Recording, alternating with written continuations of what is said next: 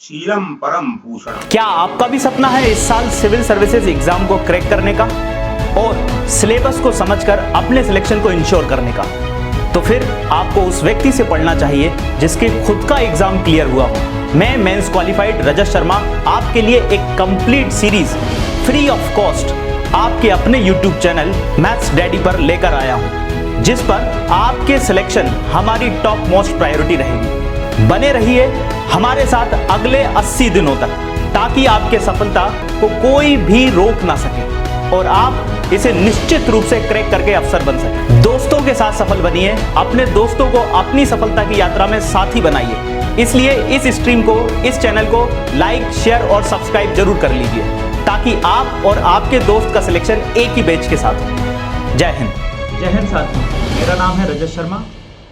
मैं आपको इस बार यूपीएससी प्रीलिम्स के लिए गाइड करने वाला हूं। हम एक मूवमेंट जारी कर रहे हैं जिसका नाम आप अपनी स्क्रीन पर देख सकते हैं, प्रीलिम्स निकालो जन आंदोलन। इस बार जिन बच्चों ने एमपीपीएससी का प्रीलिम्स दिया था वो ये समझ गए होंगे पेपर का लेवल देखकर कि एमपीपीएससी और यूपीएससी के प्रीलिम्स की क्वालिटी दिन ब दिन करीब होती हुई आती जा रही है। पहले लोग समझते थे कि एमपीपीएससी नॉर्थ पोल है और यूपीएससी साउथ पोल है। अब धीरे धीरे ये दूरी घटती जा रही है। क्यों? क्योंकि एमपीपीएससी के पेपर ने अपनी क्वालिटी इंक्रीज कर ली है। हम इस बार के अक्टूबर यूपीएससी प्रीलिम्स के लिए मूवमेंट जारी कर रहे हैं जिसका नाम है प्रीलिम्स निकालो जन आंदोलन। समझ लेते हैं कि इस मूवमेंट में हम क्या क्या देखेंगे और किस तरह अपनी प्रिपरेशन को 360 डिग्री साउंड करेंगे और सफलता के लिए तैयार बनेंगे। तो पहली चीज जो हम देखेंगे इस पूरी श्रृंखला में, जो लगभग 2.5 महीने तक चलने वाली है, मैं आपसे ये एक्सपेक्ट करूंगा, सबसे इंपॉर्टेंट चीज मैं बताने वाला हूं कि आप अनुशासन के साथ इस सीरीज का पालन करें और अपने दोस्तों के साथ शेयर करें, क्योंकि हम बहुत क्वालिटी कंटेंट बहुत आसानी से और डिमांड के अनुरूप प्रोवाइड करने वाले हैं। क्लियर? ये काम मैं अकेला नहीं करूंगा, मेरी टीम करेगी। ठीक है? तो बहुत रिसर्च के बाद कंटेंट उठाया जाएगा जो एग्जाम की डिमांड के अनुरूप सप्लाई किया जाएगा। सबसे पहली चीज हम देखेंगे कि यूपीएससी हमसे चाहता क्या है और उसे हम जानेंगे यूपीएससी के प्रीवियस ईयर के क्वेश्चन पेपर के जरिए। यही एक तरीका है जो असल में बता सकता है। दूसरा कोई कोचिंग इंस्टीट्यूट आप में ये समझ पैदा नहीं कर सकता कि यूपीएससी की डिमांड क्या है। कोई टीचर ये पैदा नहीं कर सकता। सिर्फ यूपीएससी के प्रीवियस ईयर के क्वेश्चन पेपर ही आप खुद अपनी आंखों से समझकर देख सकेंगे कि उसका डिमांड और लेवल क्या है, उसकी चाहत क्या है, आपसे वो एक्सपेक्ट क्या करता है। दूसरी बात, प्रीलिम्स निकालने के लिए बहुत ज्यादा जरूरी है कि आप सिर्फ करंट की ओर ना भटकें, अदरवाइज आपको करंट लग जाएगा। स्टैटिक पोर्शन आपके कंप्लीट होना चाहिए, जैसे कि polity, geography, modern history, art and culture, environment, science and technology, etcetera etcetera etcetera. ये ऐसे सब्जेक्ट हैं जिनसे 60 से अधिक क्वेश्चन हर साल पूछे जाते हैं। लेकिन बच्चा क्या करता है? साल भर करंट अफेयर में डूबा रहता है और एग्जाम के दिन उसे करंट लगने के चांसेस बढ़ जाते हैं। तो हम स्टैटिक पोर्शन का क्विक रिवीजन करेंगे विद कंसेप्ट के साथ और उन सब्जेक्ट्स को टच करेंगे, उन सब्जेक्ट्स के गहराई में उतरेंगे जो यूपीएससी में ज्यादा नंबर से पूछे जाते हैं। तो अक्टूबर में है यूपीएससी का प्रीलिम्स, नवंबर महीने में है एमपीपीएससी का प्रीलिम्स। तो प्लीज इस सीरीज को आपको छोड़ना नहीं है, इस सीरीज पर बने रहना है। इसके अलावा हम दूसरी चीज क्या करेंगे, करंट के जो इंपॉर्टेंट प्रीवियस ईयर के क्वेश्चन पेपर के अनुरूप जो सब्जेक्ट या टॉपिक्स लगते हैं, हम उन्हें डिस्कस करेंगे और एक ब्रह्मास्त्र भी सीखेंगे। कोई कितना ही पढ़ ले, 100 में से यूपीएससी में से 30 से 40 क्वेश्चन ही सही कर पाता है। सिलेक्शन कितने पे होगा? सिलेक्शन होगा 50 से 55 के पास। 50 to 55 क्वेश्चन यदि आपके सही हैं, तब GS1 में, तब आपके प्रीलिम्स निकालने की संभावना बढ़ती है। क्लियर? और लेकिन नॉलेज के बेस पर तो आप क्लियर कर सकते हैं 30 से 40 क्वेश्चन। तो बचे हुए जो 15 क्वेश्चन है, 20 क्वेश्चन है, वो किस बेसिस पर आप सॉल्व कर सकते हैं, वो किस आधार पर हमारे सही हो सकते हैं। उनके सॉल्व होने के लिए जरूरी है कि आपको एक ब्रह्मास्त्र मालूम हो, जिसे कहते हैं एलिमिनेशन मेथड, मास्टर की टू सक्सेस। ये क्या होती है? अपने नॉलेज के बेसिस पर यूपीएससी के ट्रैप वर्ड को आइडेंटिफाई करना, जिसके आधार पर हम साइंटिफिक तुक्का लगा सकते हैं, और 15 से 20 क्वेश्चन यदि हम उस बेसिस पर सही कर लेते हैं, हमारे सिलेक्शन को कोई ताकत नहीं रोक सकती है। फिर आप मेंस लिखेंगे, उसके बाद आप इंटरव्यू देंगे, और उसके बाद आप लबासना में ट्रेनिंग लेंगे। क्लियर? सिर्फ पढ़ाई इंपॉर्टेंट नहीं है, पढ़ाई के साथ साथ ज़रूरी है कि हम टेस्ट पेपर भी सॉल्व करें। प्रीलिम्स निकालो जन आंदोलन सीरीज में हम 5 online live test with solution discuss करेंगे, और ये भी डिस्कस करेंगे कि जो एलिमिनेशन मेथड हम सीखेंगे, जो कंटेंट हम पढ़ेंगे, उन्हें अप्लाई कैसे किया जा सकता है एक्चुअल टेस्ट में। अल्टीमेटली नेट प्रैक्टिस और एक्चुअल ग्राउंड में परफॉर्मेंस अलग अलग होती है, लेकिन जो ज़्यादा नेट प्रैक्टिस करता है वो एक्चुअल ग्राउंड में अच्छे से परफॉर्म भी करता है। सचिन तेंदुलकर हो, विराट कोहली हो, रोहित शर्मा हो, ये सारे अचानक से एकदम कूदकर ग्राउंड में शतक नहीं मारते, दोहरे शतक नहीं मारते, ये नेट प्रैक्टिस करते हैं, दिन रात करते हैं। वही हमें लाइव टेस्ट में करनी होगी। क्लियर? तो शुरू करते हैं। कब तक चलेगी ये सीरीज?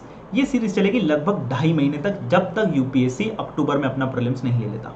एमपीपीएससी की भी सीरीज हम चलाने वाले हैं, जो पूरा कवर करेगा कि एमपीपीएससी के नए पैटर्न को समझते हुए, एमपीपीएससी के नए सिलेबस को समझते हुए क्या क्या कंटेंट पढ़ने की जरूरत है। आज की इस सीरीज का शुभारंभ हम किस सब्जेक्ट से कर रहे हैं? हम कर रहे हैं पॉलिटी नाम के सब्जेक्ट से। क्लियर? कॉन्स्टिट्यूशन से। हर साल minimum 10 question, maximum 20 question prelims में आते हैं। यदि 20 क्वेश्चन आते हैं तो आपके 20 में से 20 सही होनी चाहिए। पर एक बात ध्यान रहे, ये सिर्फ नॉलेज का टेस्ट नहीं है, ये आपके नॉलेज के एप्लीकेशन का टेस्ट है, ये आपके कंसेप्चुअल क्लियरिटी का टेस्ट है। उस डिमांड के अनुरूप पॉलिटी हम शुरू करते हैं। तो दोस्तों, सबसे पहले जस्ट अ सेकेंड, सबसे पहले हम जान लेते हैं पहली चीज कि कॉन्स्टिट्यूशन कहते किसे हैं, संविधान है क्या। संविधान किसी भी देश को चलाने के लिए एक शीर्ष और मूलभूत विधि का नाम है। विधि मतलब लॉ तो बहुत सारे होते हैं, ट्रैफिक रूल्स भी आपने सुने होंगे, दूसरे रूल्स भी आपने सुने होंगे, नियम भी सुने होंगे, कानून भी सुने होंगे, उपनियम भी सुने होंगे, लेकिन ये शीर्ष होता है। शीर्ष सवाल है किस अर्थ में ये शीर्ष होता है। जस्ट अ सेकेंड, सवाल है शीर्ष किस अर्थ में होता है। शीर्ष इस अर्थ में होता है कि दूसरे कानून इससे जैसे ही टकराएंगे शून्य हो जाएंगे, और सभी कानून इसी के उद्देश्य को पूरा करने के लिए बनाए जाएंगे। क्लियर? मूलभूत, फंडामेंटल क्यों है? क्योंकि सारे दूसरे कानूनों को बनाने की पावर जो है इसी से जनरेट होती है। ये संसद को कानून बनाने की शक्ति देता है, कार्यपालिका को लागू करने की शक्ति देता है, न्यायपालिका को कानूनों की समीक्षा करने की शक्ति देता है। क्लियर? इस तरह देश की शीर्ष और मूलभूत विधि संविधान कहलाती है। संविधान बनाया किससे जाता है? या तो ये एक सम्मेलन के जरिए बनाया जा सकता है, या एक सभा के जरिए बनाया जा सकता है। भारत में कॉन्स्टिट्यूएंट असेंबली, संविधान सभा ने संविधान का निर्माण किया है। क्लियर? सवाल है, क्या संविधान हमेशा लिखित होता है? नहीं, ऐसा जरूर नहीं है।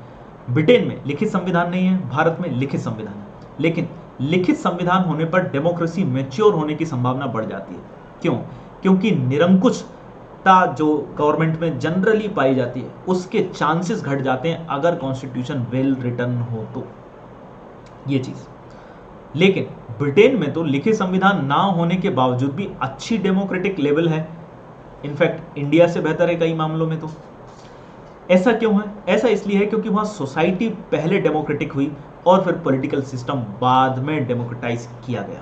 क्लियर? वहां रक्तहीन क्रांति के जरिए, ब्लड लेस रिवॉल्यूशन के माध्यम से पॉलिटिकल सिस्टम को डेमोक्रेटाइज किया गया। लेकिन उससे पहले जो पुनर्जागरण हुआ था उसमें सोसाइटी डेमोक्रेटिक हो चुकी थी। इंडियन सोसाइटी डेमोक्रेटिक है।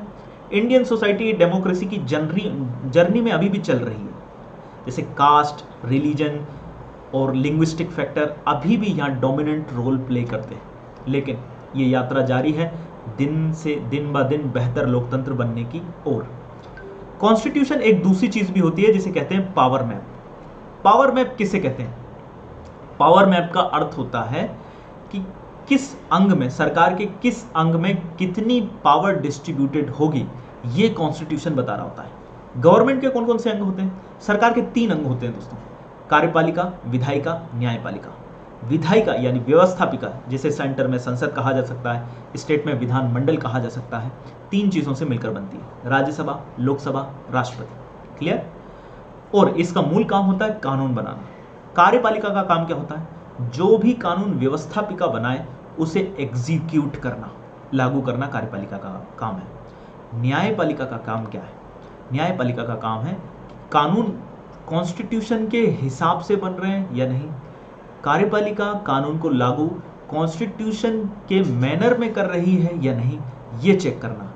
जब भी उसे ऐसा लगता है कि कॉन्स्टिट्यूशन के अगेंस्ट जाकर ये दोनों पार्ट गवर्नमेंट के एक्शन ले रहे हैं, काम कर रहे हैं, तो वह उसे नलीफाइड कर देती है, शून्य घोषित कर देती है। और न्यायपालिका के इस काम को जुडिशियल रिव्यू कहा जाता है, न्यायिक समीक्षा कहते हैं। क्लियर? कॉन्स्टिट्यूशन नैतिक दस्तावेज कैसे है? ये प्रीलिम्स में पूछ सकते हैं कि संविधान स्टेटमेंट पहला दे सकते हैं, देश की शीर्ष एवं मूलभूत विधि, करेक्ट। कॉन्स्टिट्यूशन पावर मैप है, करेक्ट। शक्ति मानचित्र है, सही है। तीसरी चीज नैतिक दस्तावेज, मॉरल डॉक्यूमेंट किस सेंस में है ये जानना आपका बेहद जरूरी है। मॉरल डॉक्यूमेंट इस सेंस में है क्योंकि कॉन्स्टिट्यूशन लार्ज स्केल पर डिसाइड करता है, सोसाइटी के वैल्यू सिस्टम को रिप्रेजेंट करता है, बताता है क्या सही है क्या गलत है, फ्रीडम इक्वालिटी में किसे ज्यादा वैल्यू दिया जा रहा है, कौन कौन सी वैल्यूज को पॉलिटिकली एस्टैब्लिश मैनर में महत्व दिया जा रहा है, ये स्पष्ट करता है। इस तरह नैतिक दस्तावेज है संविधान। सुप्रीम कोर्ट ने इसी सेंस का इस्तेमाल करते हुए कॉन्स्टिट्यूशनल मोरालिटी, संवैधानिक नैतिकता शब्द की रचना की थी, और ये एक नवाचार था। कॉन्स्टिट्यूशनल मोरालिटी का सेंस क्या निकलता है? इसका ये निकलता है कि संविधान जो नैतिक अपेक्षाएं रखता है उस अनुरूप संवैधानिक संस्थाओं को और पदासीन व्यक्तियों को काम करना चाहिए। फॉर एग्जाम्पल, राज्यपाल महोदय यदि निर्वाचन के बाद क्लियर कट किसी भी पार्टी को मेजॉरिटी नहीं मिलती है तो वे अपनी मनमर्जी चला सकते हैं, लेकिन ये कॉन्स्टिट्यूशनल मोरालिटी के अगेंस्ट होगा। इसी तरह राज्य में स्टेट इमरजेंसी लगाना कॉन्स्टिट्यूशनल मोरालिटी के अगेंस्ट होगा। क्लियर? तो कॉन्स्टिट्यूशनल मोरालिटी बताती है कि कॉन्स्टिट्यूशन किन वैल्यूज को प्रायोरिटी देता है, क्या क्या ऑब्जेक्टिव रखता है लार्ज स्केल की सोसाइटी के लिए। इस तरह कॉन्स्टिट्यूशन एक नैतिक दस्तावेज, मॉरल डॉक्यूमेंट भी हुआ। ये जनता की आकांक्षाओं का पिटारा भी है। संविधान जनता की आकांक्षाओं का पिटारा भी है। सवाल है कैसे? क्योंकि भाग 4 राज्य के नीति निर्देशक तत्व, पार्ट 4 डीपीएसपी कॉन्स्टिट्यूशन में बताते हैं संविधान सभा द्वारा बनाए गए हैं, और वे चाहत रखते हैं कि हमारे देश में इन फ्यूचर जब हम रिसोर्सेज रिच कंट्री हो तब हम इन सुविधाओं को देशवासियों को प्रदान करें। क्लियर? फंडामेंटल राइट्स दर्शाते हैं कि जनता की आकांक्षाएं हैं स्वतंत्रता, समानता, धर्मनिरपेक्षता या धर्म के पालन की स्वतंत्रता, जीवन जीने का अधिकार, वाक एवं अभिव्यक्ति की स्वतंत्रता, ये जनता की आकांक्षाओं को दर्शाते हैं। ठीक इसी तरह उद्देशिका को देख लीजिए। प्रियम्बल तो एक तरह से पूरी तरह से कुआं है हमारी एक्सपेक्टेशन को दर्शाने का। चाहे वे संपूर्ण प्रभुत्व संपन्नता हो, हम एक आजाद मुल्क रहना पसंद करते हैं, समाजवादी हो, पंथ निरपेक्ष हो, लोकतंत्रात्मक गणराज्य हो, न्याय हो, स्वतंत्रता हो, समानता हो, बंधुत्व हो, व्यक्ति की गरिमा हो, ये सारी चीज हम चाहते हैं। हम मतलब कौन? We the people of India. हम लोगों की आकांक्षाओं का पिटारा ही इस तरह कॉन्स्टिट्यूशन है।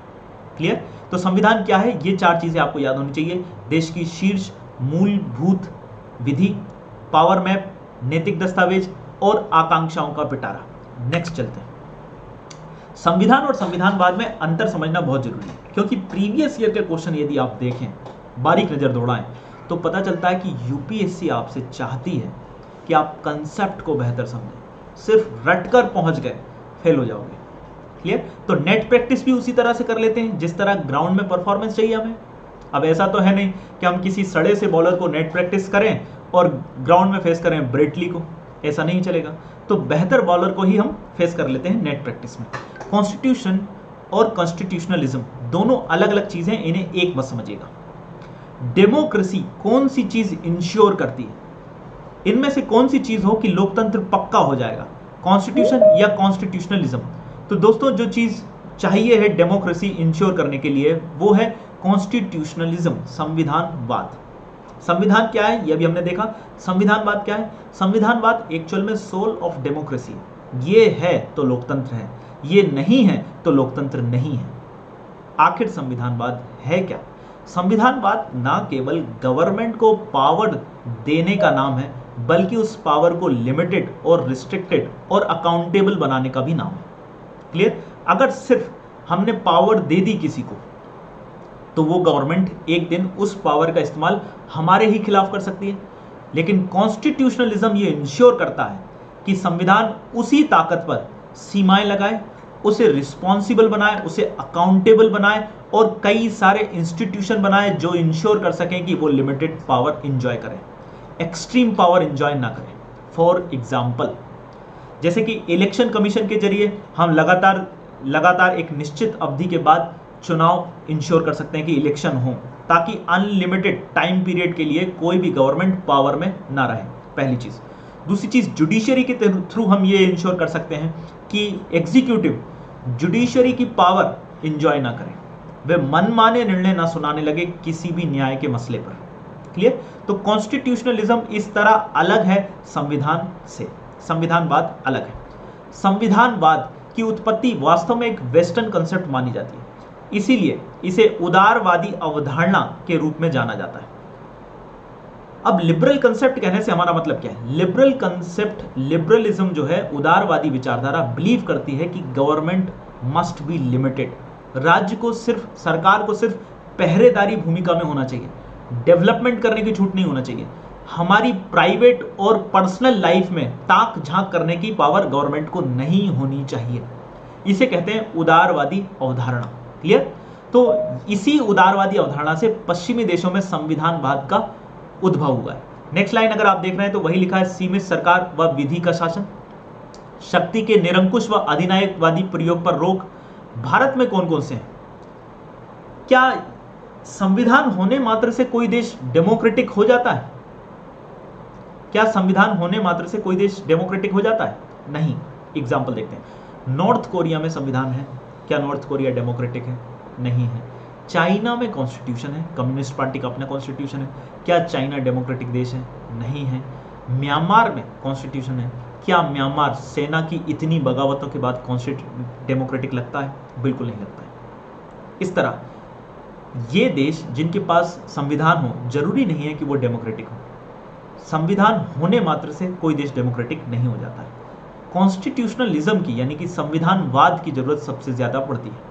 भारत में दोनों है, संविधान है 100% है, लिखित है और दुनिया का सबसे बड़ा संविधान है, 395 से ज्यादा आर्टिकल हैं, सब आर्टिकल अलग हैं। तो संविधानवाद है या नहीं भारत में, ये कैसे पता करें? ये इस तरह से पता कर सकते हैं कि गवर्नमेंट पर चेक्स एंड बैलेंसेस हैं। किस रूप में देख सकते हैं? सरकार रिस्पॉन्सिबल होती है, अकाउंटेबल होती है लेजिस्लेचर के प्रति, यानी कि विधायिका के प्रति कार्यपालिका जवाबदेह होती है। मोदी जी को, अमित शाह जी को जवाब देना पड़ता है संसद के दोनों सदनों में, पहली चीज। दूसरी चीज, कोई भी पॉलिसी ये मनमानी नहीं चला सकते हैं, अगर वो कॉन्स्टिट्यूशन के खिलाफ है तो उसे जुडिशरी में चैलेंज किया जा सकता है। और न्यायपालिका में चुनौती देती है तो न्यायपालिका बहुत ही कठिन तरह से सवाल पूछती है सरकार से, सरकार को उसका जवाब देना पड़ जाता है। तो इंडिया में संविधान भी है और संविधानवाद भी है। नेक्स्ट, जिस डेमोक्रेसी के बारे में अभी हमने चर्चा की थी, आखिर वो डेमोक्रेसी भला क्या है? कौन से ऐसे फैक्टर हैं जो एसेंशियल फैक्टर काउंट किए जा सकते हैं डेमोक्रेसी में? पहली बात तो इसकी कोई एक स्पष्ट परिभाषा नहीं है, लेकिन अब्राहम लिंकन ने दुनिया पर एक एहसान किया है ये परिभाषा देकर कि ये जनता के लिए जनता द्वारा शासन है। ये एक लाइन डेमोक्रेसी को काफी अच्छे से परिभाषित तो करती है, परंतु ये सफिशिएंट नहीं है। ये सफिशिएंट नहीं है क्योंकि स्वतंत्र, निष्पक्ष और नियमित चुनाव भी इसकी एसेंशियल कंडीशन है। अगर इलेक्शन नहीं होंगे और कोई तानाशाह ये कहे कि हम पब्लिक को सेंटर में रखकर अपनी पॉलिसी क्रिएट कर रहे हैं, तो हम उसे डेमोक्रेटिक नहीं कह सकते। क्लियर? तो ये बात तो क्लियर है कि डेमोक्रेसी के सेंटर में पब्लिक रहेगी, जनता रहेगी, आम जनता रहेगी, पावरफुल या एलीट क्लास नहीं रहेंगे। लेकिन डेमोक्रेसी के दूसरे एसेंशियल फीचर क्या है, वो आपकी स्क्रीन पर आप देख सकते हैं। सबसे पहला है विधि का शासन, rule of law. Rule of law का मतलब क्या है? कानून सबके लिए बराबर होगा, कोई भी कानून से ऊंचा नहीं होगा। Clear? There may be exception, कुछ अपवाद हो सकते हैं, जैसे प्रेसिडेंट्स आपको हम न्यायपालिका में उसी तरह से नहीं घसीट सकते जिस तरह आम आदमी को घसीट सकते हैं, लेकिन जनरली रूल ऑफ लॉ होगा, यानी कि कानून सबके लिए बराबर होगा। क्लियर? अब आर्टिकल 14 में दो शब्द आते हैं, एक विधि द्वारा स्थापित प्रक्रिया, दूसरा विधि की सम्यक प्रक्रिया। ये आर्टिकल 21 के हैं। आर्टिकल 14 के जो शब्द हैं वो हैं विधि के समक्ष समानता और विधि का समान संरक्षण। क्लियर? विधि के समक्ष समानता का मतलब है कि इस कानून सबके लिए बराबर होगा और सब कानून के सामने बराबर होंगे, लेकिन विधि के समान संरक्षण का अर्थ है कि कानून युक्ति युक्त वर्गीकरण कर सकता है। फॉर एग्जाम्पल, रिच व्यक्ति से टैक्स रेट ज्यादा लिया जा सकता है और पुअर व्यक्ति से टैक्स रेट कम लिया जा सकता है। इसे भेदभाव नहीं कहना चाहिए, ये तो एक तरह से उचित वर्गीकरण है, ताकि हम गरीबों को ऊपर उठा सकें और अमीरों की भी प्रगति को ना रोकें। क्लियर? तो ये विधि का शासन लोकतंत्र की आत्मा है। अगर सब बराबर नहीं है तो वो देश डेमोक्रेटिक नहीं है, फिर चाहे वो कुछ भी हो सकता है स्वर्ग हो, लेकिन वो डेमोक्रेटिक नहीं होगा। क्लियर? दूसरी चीज है प्रत्याभूत अधिकार। पब्लिक सेंटर में होगी तो उस पब्लिक को well defined guaranteed rights provide किए जाएंगे। सिर्फ राइट्स नहीं, गारंटीड राइट्स। सिर्फ राइट और गारंटीड राइट्स में फर्क क्या होता है? यह फर्क होता है कि यदि आपसे अधिकार छीन लिए जाए तो आपको वापस लौटाने की गारंटी प्रोवाइड की जाएगी कि हम रिस्टोर करेंगे आपके राइट्स को। फॉर एग्जाम्पल, आपको जेल में बंद कर दिया गया तो आपको 24 घंटे के बाद अदालत में सुनवाई के लिए रखना पड़ेगा, पुलिस को सामने लाना पड़ेगा। क्लियर? तो ये एक गारंटेड राइट्स की व्यवस्था क्रिएट करता है डेमोक्रेसी, चाहे वे कॉन्स्टिट्यूशन के रूप में करें, चाहे वे मौखिक रूप में ऐसे फंडामेंटल राइट्स प्रोवाइड कर दें। दूसरी चीज है स्वतंत्र व निष्पक्ष न्यायपालिका। जिस राइट्स को हम गारंटेड राइट्स कह रहे हैं, उन राइट्स की प्राप्ति के लिए हमें जाना कहां पड़ेगा? मान लीजिए कि आपने एक फ्रिज खरीदा या टीवी खरीदा या मोबाइल फोन खरीदा, उसकी गारंटी दी उन्होंने 1 साल, लेकिन वो खराब हो गया 3 महीने में। अब आपने खरीदा ऑनलाइन रूप में, तो ऑनलाइन फॉर्म में आप उसे कैसे दोबारा एक्सचेंज कर पाएंगे, नया मोबाइल ले पाएंगे? आपको कहीं ना कहीं तो एड्रेस चाहिए। तो ये राइट्स जब आपसे छीने जाते हैं तो आपको एड्रेस मिलता है सुप्रीम कोर्ट का, हाई कोर्ट का। आर्टिकल 32, 226 के तहत आप डायरेक्ट सुप्रीम कोर्ट और हाई कोर्ट जा सकते हैं फंडामेंटल राइट्स के रिस्टोरेशन के लिए, और सुप्रीम कोर्ट इसके संबंध में विभिन्न तरह की रिट जारी करता है। क्लियर? अब न्यायपालिका हो सकता है कि कार्यपालिका के दबाव में काम करे, गवर्नमेंट के दबाव में आ जाए और गवर्नमेंट ने हमारे राइट्स छीने हो। सबसे ज्यादा आपके राइट्स को खतरा गवर्नमेंट से होता है, क्योंकि उसके पास पावर ज्यादा होती है।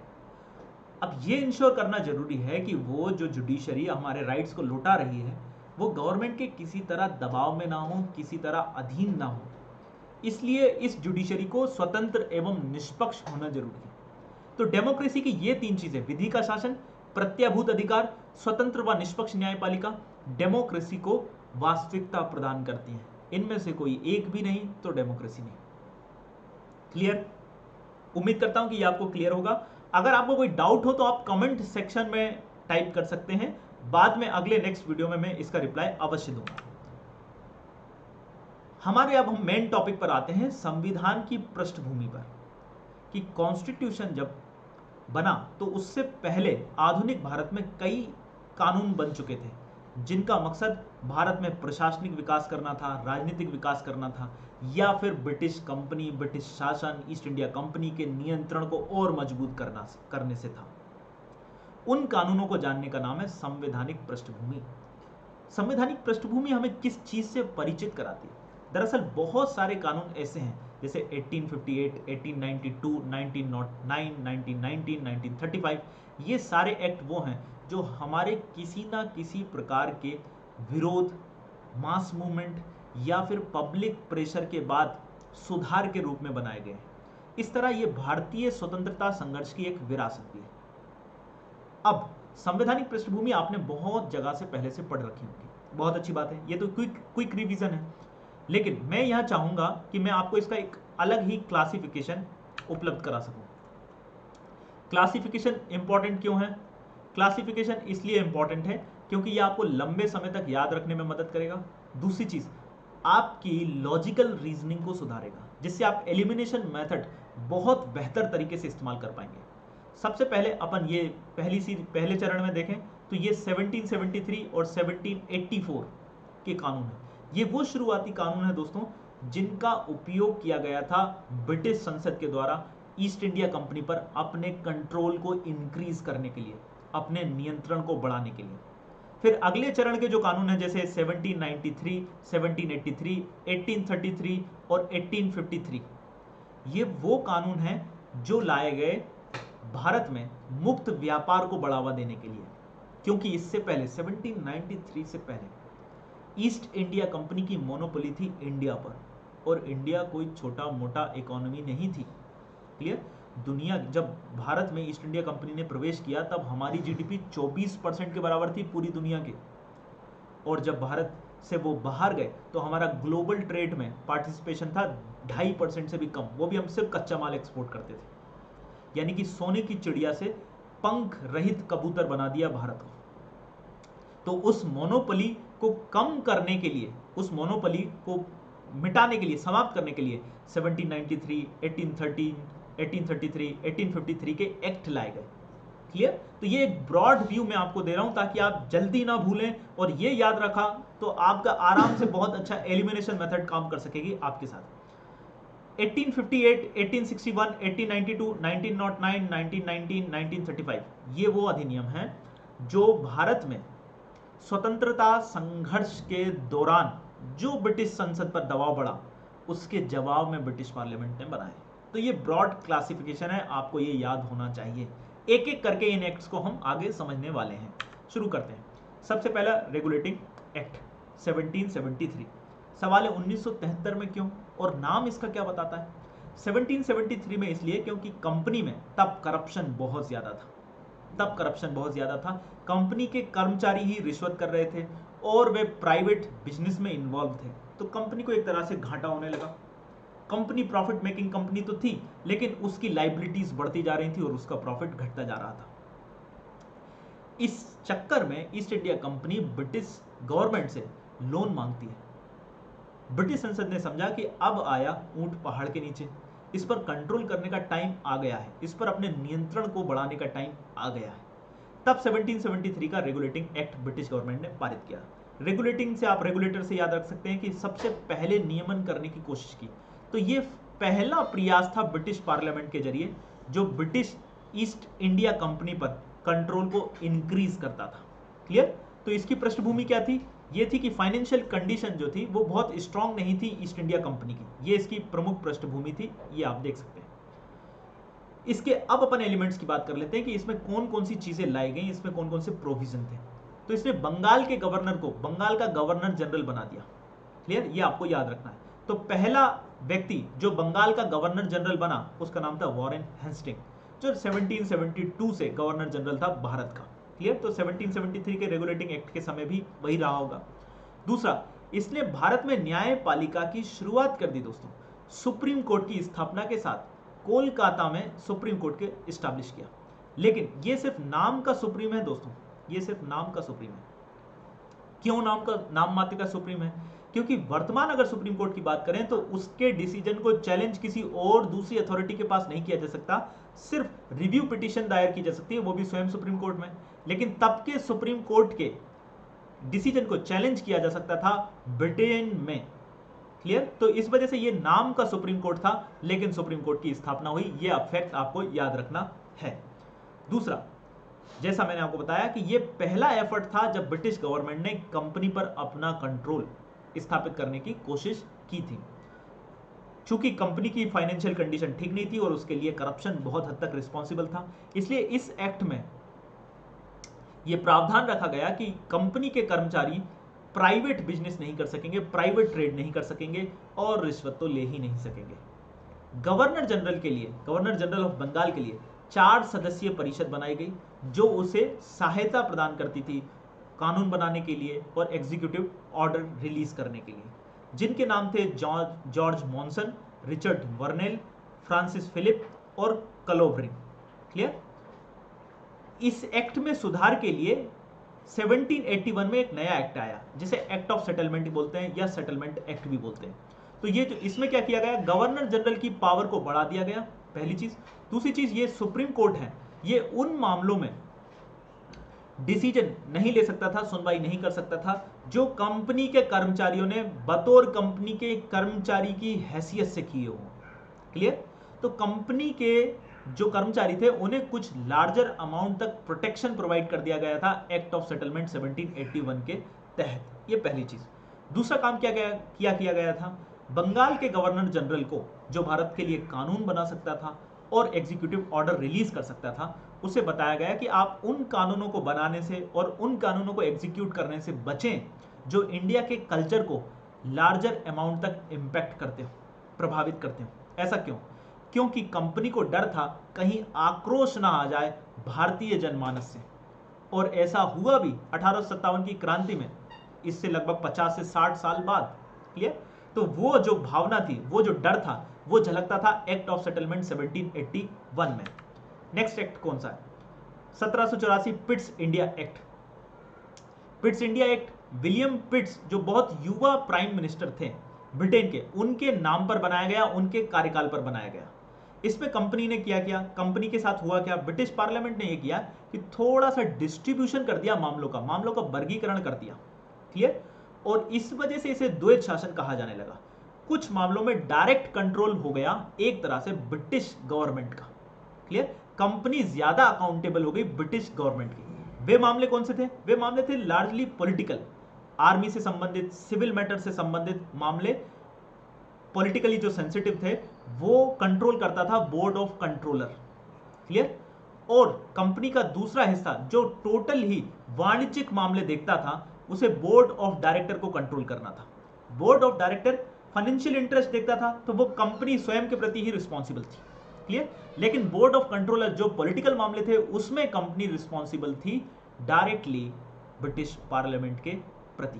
क्लियर? इसमें आते थे नागरिक, सैन्य और राजस्व संबंधित मामले। तो एक मामले में, एक चीज में आप देख रहे हैं, जो बोर्ड ऑफ डायरेक्टर हैंडल कर रहा है वो कंपनी देख रही है, और जो बोर्ड ऑफ कंट्रोलर, उसमें सुप्रीम अथॉरिटी है ब्रिटिश पार्लियामेंट की। इसलिए इसे द्वैध शासन कहा जाता है। क्लियर? तो अगर ये क्वेश्चन आए कि द्वैध शासन कौन सा एक्ट लागू करता था, तो वो आंसर होगा 1784 पिट्स इंडिया एक्ट। क्लियर? भूलना नहीं है। अभी तक किसी भी एक्ट में, चाहे वो 1781 का एक्ट ऑफ सेटलमेंट हो, 1773 का रेगुलेटिंग एक्ट हो, ब्रिटेन की संसद ने भारत के लिए ब्रिटिश पोजीशन शब्द का यूज नहीं किया था।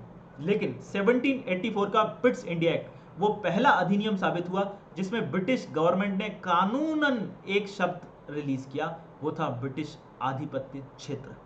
क्लियर? ये बताता है कि कैसे कैसे ब्रिटिश सरकार की, ब्रिटिश क्राउन की, ब्रिटिश पार्लियामेंट की अथॉरिटी बढ़ती गई, नियंत्रण, कंट्रोल बढ़ता गया भारत की जमीन पर। क्लियर? जो 1773 वाले एक्ट के तहत 4 सदस्य थे गवर्नर जनरल की परिषद में, उन 4 को 3 कर दिया गया। क्लियर? तो यह ध्यान रखना कि परिषद के सदस्यों की संख्या घटती बढ़ती रही है। एमपीपीएससी में यह क्वेश्चन पूछा जा सकता है, यूपीएससी में यह क्वेश्चन नहीं पूछा जाता है। क्यों? क्योंकि यूपीएससी की आदत है कुछ ज्यादा कंसेप्चुअल और कुछ ज्यादा सेंट्रल थीम पूछना। क्लियर? 100 में से 10 क्वेश्चन तो यूपीएससी ऐसे पूछती है जो किसी से बनते ही नहीं है, सबके लिए नए होते हैं। आपको उन 10 क्वेश्चन के पीछे नहीं भागना है। जनरली ये स्टूडेंट्स गलती करते हैं, मैं आपको बताना चाहता हूं। आप इसे इस तरह से समझिए कि आपको सड़क पर आप जा रहे हैं, तो रोज ऐसे कितने आदमी मिलते हैं जिनके 2 हाथ 2 पैर हैं? हजारों, सैकड़ों। लेकिन लोग रोज ऐसे कितने लोग मिलते हैं जिनका 1 हाथ या 1 पैर डैमेज है? बहुत कम। और ऐसा एक कोई व्यक्ति मिल जाए जिसके 3 हाथ हों, 3 पैर हों, आप उसे उम्र भर याद रखेंगे। क्लियर? यही यूपीएससी वाले एस्पायरेंट गलती करते हैं। आपको उन जनरल क्वेश्चंस पर ज्यादा ध्यान देना है जिनका अमाउंट ज्यादा है, 90 जो पूछे जा रहे हैं। उन 10 की टेंशन नहीं लेना है जो बहुत ही कम पूछे जाते हैं। क्लियर हो गई बात? और जो अतरंगी क्वेश्चन होते हैं। ठीक है? तो ये चीज एक सफलता का एक अलग मंत्र है। 1793 का चार्टर एक्ट आया।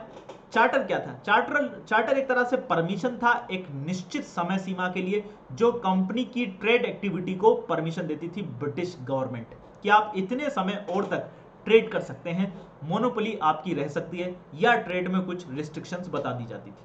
तो ये एक तरह से चार्टर था, परमिशन था, ट्रेड चार्टर था। 1793 में चार्टर एक्ट आया, फिर आया 1813, फिर आया 1833 और अंतिम आया 1853। आप देख रहे हैं हर 20 साल बाद ये एक्ट आ रहे हैं। क्लियर हो गई बात? तो ये एक्चुअली 20 वर्षों के लिए व्यापारिक मोनोपोली को बढ़ावा देने के लिए लाए जाते थे। 1793 का जो चार्टर एक्ट था वो कंपनी के ट्रेड मोनोपोली को एक्सटेंड करता था 20 वर्ष और के लिए, और अवधि के लिए। क्लियर? तो अब अगला आना था 1793 में। क्लियर? और जो सुप्रीम कोर्ट ऑफ इंडिया जो कोलकाता में स्थापित किया था 1773 के रेगुलेटिंग एक्ट के तहत, एक्ट ऑफ सेटलमेंट ने उसकी पावर को थोड़ा सा कम कर दिया था। अब उसकी पावर को बढ़ाया गया कि वे खुले समुद्र तक अपने जुरिस्डिक्शन को ला सकता था। यानी कि खुले समुद्र की एक्टिविटी में, उस इलाके में भी कोई एक्टिविटी घटित होती थी तो आप शरण ले सकते थे सुप्रीम कोर्ट की, वो केस सुप्रीम कोर्ट में ले जाया जा सकता था। क्लियर? तो ये चीज क्लियर। नेक्स्ट 1813 का चार्टर एक्ट। कंपनी के व्यापारिक एकाधिकार को जो बढ़ाया गया था 1793 के चार्टर एक्ट के जरिए, उसे लिमिटेड कर दिया गया। क्लियर? उसे लिमिटेड कर दिया गया और ऑलमोस्ट समाप्त ही कर दिया गया। सिर्फ 2 एक्सेप्शन रहने दिए, और वो 2 एक्सेप्शन कौन थे कि आप चाय के संबंध में ट्रेड कर सकते हैं कंपनी, और चीन से ट्रेड कर सकते हैं। क्लियर? इसमें आपकी मोनोपोली रहेगी, लेकिन दूसरे सेक्टर में आपकी मोनोपोली नहीं रहेगी। सवाल है 1813 के चार्टर एक्ट में ऐसा क्यों हुआ? दोस्तों 1800 से लेकर 1893 तक का टाइम था नेपोलियन वजनदार का। उसने धूम मचा रखी थी यूरोप में। धूम कैसे मचा रखी थी? धूम इस तरह से मचा रखी थी कि उसने ब्रिटेन को परेशान कर दिया था। वो चैलेंज करना चाहता था कि हम समुद्र में भी तुमसे बल्लम है, और इस वजह से उसने एक सिस्टम रिलीज किया था जिसे बोलते हैं कॉन्टिनेंटल सिस्टम, महाद्वीपीय प्रणाली। और उसने ब्रिटेन को घेर लिया था समुद्र से कि ब्रिटेन का ट्रेड शेष यूरोप से नहीं होने दूंगा जब तक मैं जिंदा हूं। वो ऐसा करके ब्रिटेन को उसके घुटनों पर लाना चाहता था। इससे वो कंप्लीटली तो सक्सेसफुल नहीं हो पाया, नेपोलियन सक्सेसफुल नहीं हो पाया, परंतु उसने यूरोप के साथ जो ब्रिटेन का ट्रेड था वो लार्जर अमाउंट तक रिड्यूस कर दिया, घटा दिया। फलस्वरूप ब्रिटेन के जो व्यापारी थे उनकी नजर पड़ी भारत जैसे उपनिवेश पर, जिसके अब तक ट्रेड के पर्सपेक्टिव में मजे लूट रहा था सिर्फ और सिर्फ ईस्ट इंडिया कंपनी। तो उन्होंने ब्रिटिश गवर्नमेंट पर प्रेशर डालना शुरू किया और कहा कि आप फ्री ट्रेड कीजिए। ब्रिटेन एक लिबरल नेशन है 1689 के बाद से, तो आप ट्रेड में भी ये पॉलिसी लाइए ना कि सबको परमिशन दीजिए। ये कैसा चार्टर एक्ट बनाया आपने 1793 वाला कि सिर्फ मोनोपोली प्रोवाइड कर दिया आपने ईस्ट इंडिया कंपनी को, हमें भी दीजिए, क्योंकि हमारा यूरोप से ट्रेड जो है वो रिस्ट्रिक्टेड हो गया है नेपोलियन वजनदार के कारण। तो उन्होंने कहा ठीक है। 1813 के चार्टर एक्ट में ब्रिटिश पार्लियामेंट ने परमिशन दे दी कि आप दूसरी कंपनियां भी इंडिया के साथ ट्रेड कर सकती हैं हर फील्ड में। सिर्फ चीन और चाय से संबंधित जो व्यापार होगा वो ईस्ट इंडिया कंपनी संभालेगी। उस समय के ये 2 प्रमुख एलिमेंट थे। अब ये बात तो क्लियर है कि इंडिया में माल बेचना है ब्रिटेन को या ब्रिटिश व्यापारियों को खरीदना है। तो दोस्तों अगर भारत में किसी ऐसे खेल के प्रोडक्ट बेचे जाएं, जैसे कि मान लीजिए हॉकी तो फिर भी चलता है, बेसबॉल के बैट बेचे जाएं, तो बेसबॉल की स्टिक उतनी ज्यादा नहीं खरीदी जाएगी जितने क्रिकेट के बैट खरीदे जा सकते हैं या हॉकी की स्टिक खरीदी जा सकती है। यानी कि कल्चर डिपेंड करता है कि कल्चर डिसाइड करता है कि मार्केट कितना बड़ा बनेगा और हमारे प्रोडक्ट की भूख कितनी होगी उस देश में। इस चीज के लिए 1813 से ब्रिटिश ईस्ट इंडिया ने अपनी पॉलिसी बदल दी और वे सोशल चेंजेस लाने की कोशिश करने लगा भारत के भीतर। याद होगा act of settlement, supreme court और गवर्नर जनरल को कह दिया था कि आप ऐसे कानून मत बना देना जिससे भारतीय जनता परेशान होने लगे, जिससे उनके कल्चर पर खतरा आ जाए। लेकिन अब इस धारणा को, इस व्यवस्था को पूरी तरह पलटने का मन बना लिया था ब्रिटेन ने। क्लियर? और इसके लिए उसने एजुकेशन को हिट किया। सबसे पहले 1 लाख रुपए का आवंटन किया कि हम इंग्लिश और मॉडर्न एजुकेशन प्रोवाइड करेंगे जिससे यहाँ के लोग आधे अंग्रेज बन जाएं और हमारी प्रोडक्ट्स या हमारी सर्विसेज को बॉय करें, हमारे लिए एक बाजार की तरह बन जाए। हालांकि ये जो 1 लाख रुपए था ये आ नहीं सका और इतना ज़्यादा अच्छी तरीके से खर्च नहीं हो पाया। कल्चर सिर्फ एजुकेशन से थोड़ी डिसाइड होता है, कल्चर तो रिलीजन से बहुत हद तक प्रभावित होता है। तो ईसाई मिशनरियों को भी धर्म प्रचार की अनुमति दे दी दो चीज़ों की वजह से। नंबर 1, एक तो मार्केट के लिए कल्चरल ट्रांसफॉर्मेशन उन्हें चाहिए था इंडिया का। नंबर 2, वो एक फीलिंग से, वो एक भावना से प्रेरित थे जिसे बोलते हैं वाइट्स बर्डन पॉलिसी, श्वेत भार नीति। उनका मानना था कि हम गोरे लोगों का जन्म ही ईश्वर ने इसलिए किया है ताकि हम आप काले लोगों का उद्धार कर सकें। क्लियर? अच्छा, भारत में कई लोगों को भ्रम है कि हम गोरे हैं। नहीं नहीं भैया, उनकी नजर में अपन सब काले हैं। ठीक है, तो अपन सबके उद्धार के लिए, ऐसा उनका सेंस था, ईसाई मिशनरियों को धर्म प्रचार की अनुमति दे दी गई। क्लियर? तो ये था 1813 का चार्टर एक्ट। इसका बेस समझ में आया आपको? बेस ये था कि फ्री ट्रेड अलाउ करना है, बढ़ाना है इंडिया में, और उसके लिए एजुकेशन और ईसाई मिशनरी को हिट किया, और दूसरा रिलीजन को हिट किया, और तीसरी चीज उन्होंने की कि कंपनी के व्यापारिक एकाधिकार को लिमिटेड कर दिया, चाय और चीन तक। क्लियर? नेक्स्ट, 1813 का चार्टर एक्ट। तब तक ब्रिटेन में औद्योगिक क्रांति की शुरुआत हो चुकी थी। तो अब मूड था वास्तव में भारत को ब्रिटेन का साम्राज्य का हिस्सा बनाने की बजाय क्लियरली, स्पष्ट रूप से, शर्म मरम सब त्याग कर भारत को ब्रिटेन का उपनिवेश बना दिया जाए और इसे लीगल स्टेटस दिया जाए, कानूनन मान्यता दी जाए। इसका क्या मतलब है? इसका मतलब यह है कि भारत से कच्चा माल खरीदा जाए और बना माल लीगली वहां बेचा जाए। क्लियर? और इसलिए फ्री ट्रेड पॉलिसी को एक तरफा रखा जाए। यहां से जो निर्मित माल ब्रिटेन की ओर जा रहे थे उन पर एक्सपोर्ट ड्यूटी बहुत, उस पर ब्रिटेन में इंपोर्ट ड्यूटी बहुत बढ़ा दी जानी चाहिए। क्लियर? तो और भारत में एक्सपोर्ट ड्यूटी बढ़ा दो। क्लियर? सिर्फ कच्चे माल के लिए आसान मार्ग रखो, बने हुए निर्मित माल के लिए कठिन बना दो एक्सपोर्ट करना। इस तरह इन्होंने 1813 के चार्टर एक्ट के जरिए इंडिया का औपनिवेशीकरण लीगली शुरू कर दिया था। क्लियर? कंपनी को जो 1813 के एक्ट था उसमें जो व्यापारिक एकाधिकार को लिमिटेड कर दिया था चीन और चाय तक, अब पूरा ही व्यापारिक एकाधिकार पूर्ण समाप्ति कर दी गई दोस्तों। अब कंपनी का जो ट्रेड वाला इलाका था, ट्रेड वाला एरिया था, ट्रेड वाला क्षेत्र था, वो खत्म। अब केवल उसकी एक्टिविटी रहेंगी पॉलिटिकल और एडमिनिस्ट्रेटिव। क्लियर? तो 1813 के बाद 1833 में क्यों आया? क्योंकि चार्टर एक्ट 20 साल वाले थे। क्लियर? हर 20 वर्ष में रिलीज किए जाते थे, और जब रिलीज पहले करना हो तो एक निश्चित टाइम लिमिट नहीं दी जाती थी एक्ट के जरिए, जैसा कि 1853 वाले के साथ हुआ था। वो अपन आगे देखेंगे। तो जो बंगाल के गवर्नर जनरल, जो जिन्हें अब तक कहा जाता था, उन्हें इस एक्ट के जरिए कह दिया गया ब्रिटिश भारत का गवर्नर जनरल, और ऐसे पहले बने विलियम बेंटिक, वही विलियम बेंटिक जिन्होंने सती प्रथा की समाप्ति की थी। क्लियर? तो वे ब्रिटिश भारत के पहले गवर्नर जनरल बनने का उन्हें सौभाग्य प्राप्त हुआ। उनकी परिषद में जो पहले 3 सदस्य थे उन्हें 4 कर दिया गया, और चौथा सदस्य जो था वो विधि आयोग का अध्यक्ष बना दिया गया। विधि आयोग की स्थापना कब से हुई? 1833 के चार्टर एक्ट के थ्रू। क्यों की गई? ताकि भारत के जो कानून हैं उनका संहिताबद्ध किया जा सके। क्लियर? उनके संहिताकरण के लिए विधि आयोग बनाया गया, और इस परिषद में जो चौथा मेंबर था, जिसे वोटिंग राइट नहीं था, जो नॉन परमानेंट कैटेगरी का था, अस्थायी था, उसका नाम था लॉर्ड मेकाले। लॉर्ड मेकाले का एक स्टेटमेंट सुनिए। इनका मानना था कि भारतीयों को हमें ऐसे बनाना है जैसे वो चेहरे से तो भारतीय रहें लेकिन खून से अंग्रेज बन जाए। क्लियर? तो विधि आयोग के पहले अध्यक्ष बने, और लॉर्ड मेकाले ने ही भारत के एजुकेशन सिस्टम के लिए बहुत कुछ किया, जिससे इंटरेस्ट तो फुलफिल हो रहे थे ब्रिटेन के, लेकिन एजुकेशनल डेवलपमेंट इंडिया में थोड़ा बहुत हुआ। कहा तो गया था 1833 के एक्ट में कि हम सिविल सर्विसेज के लिए भी ओपन कंपटीशन रखेंगे, लेकिन वास्तव में ऐसा हो नहीं पाया, क्योंकि बोर्ड ऑफ डायरेक्टर ने, यानी कि जो फाइनेंशियल मैटर देखता था, जो कि वाणिज्यिक मैटर देखता था, उसने इसका विरोध किया, तो ये लागू नहीं हो पाया। हालांकि ध्यान रहे, तो आपको देखना है कि प्रावधान किस में था और हुआ कब? हुआ जब 1853 का एक्ट आया, लेकिन 1833 वाले एक्ट में सिर्फ प्रावधान था।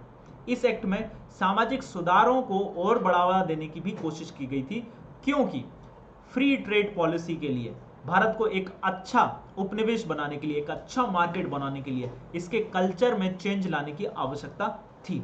इस वजह से दास प्रथा की समाप्ति के लिए भी इस एक्ट में निर्देश दिए गए थे, और ये वास्तव में समाप्त हो पाई ये वास्तव में समाप्त हो पाई 1843 में, ये देखिए क्लियर, 1843 में, ठीक है। तो ये था 1833 का चार्टर एक्ट।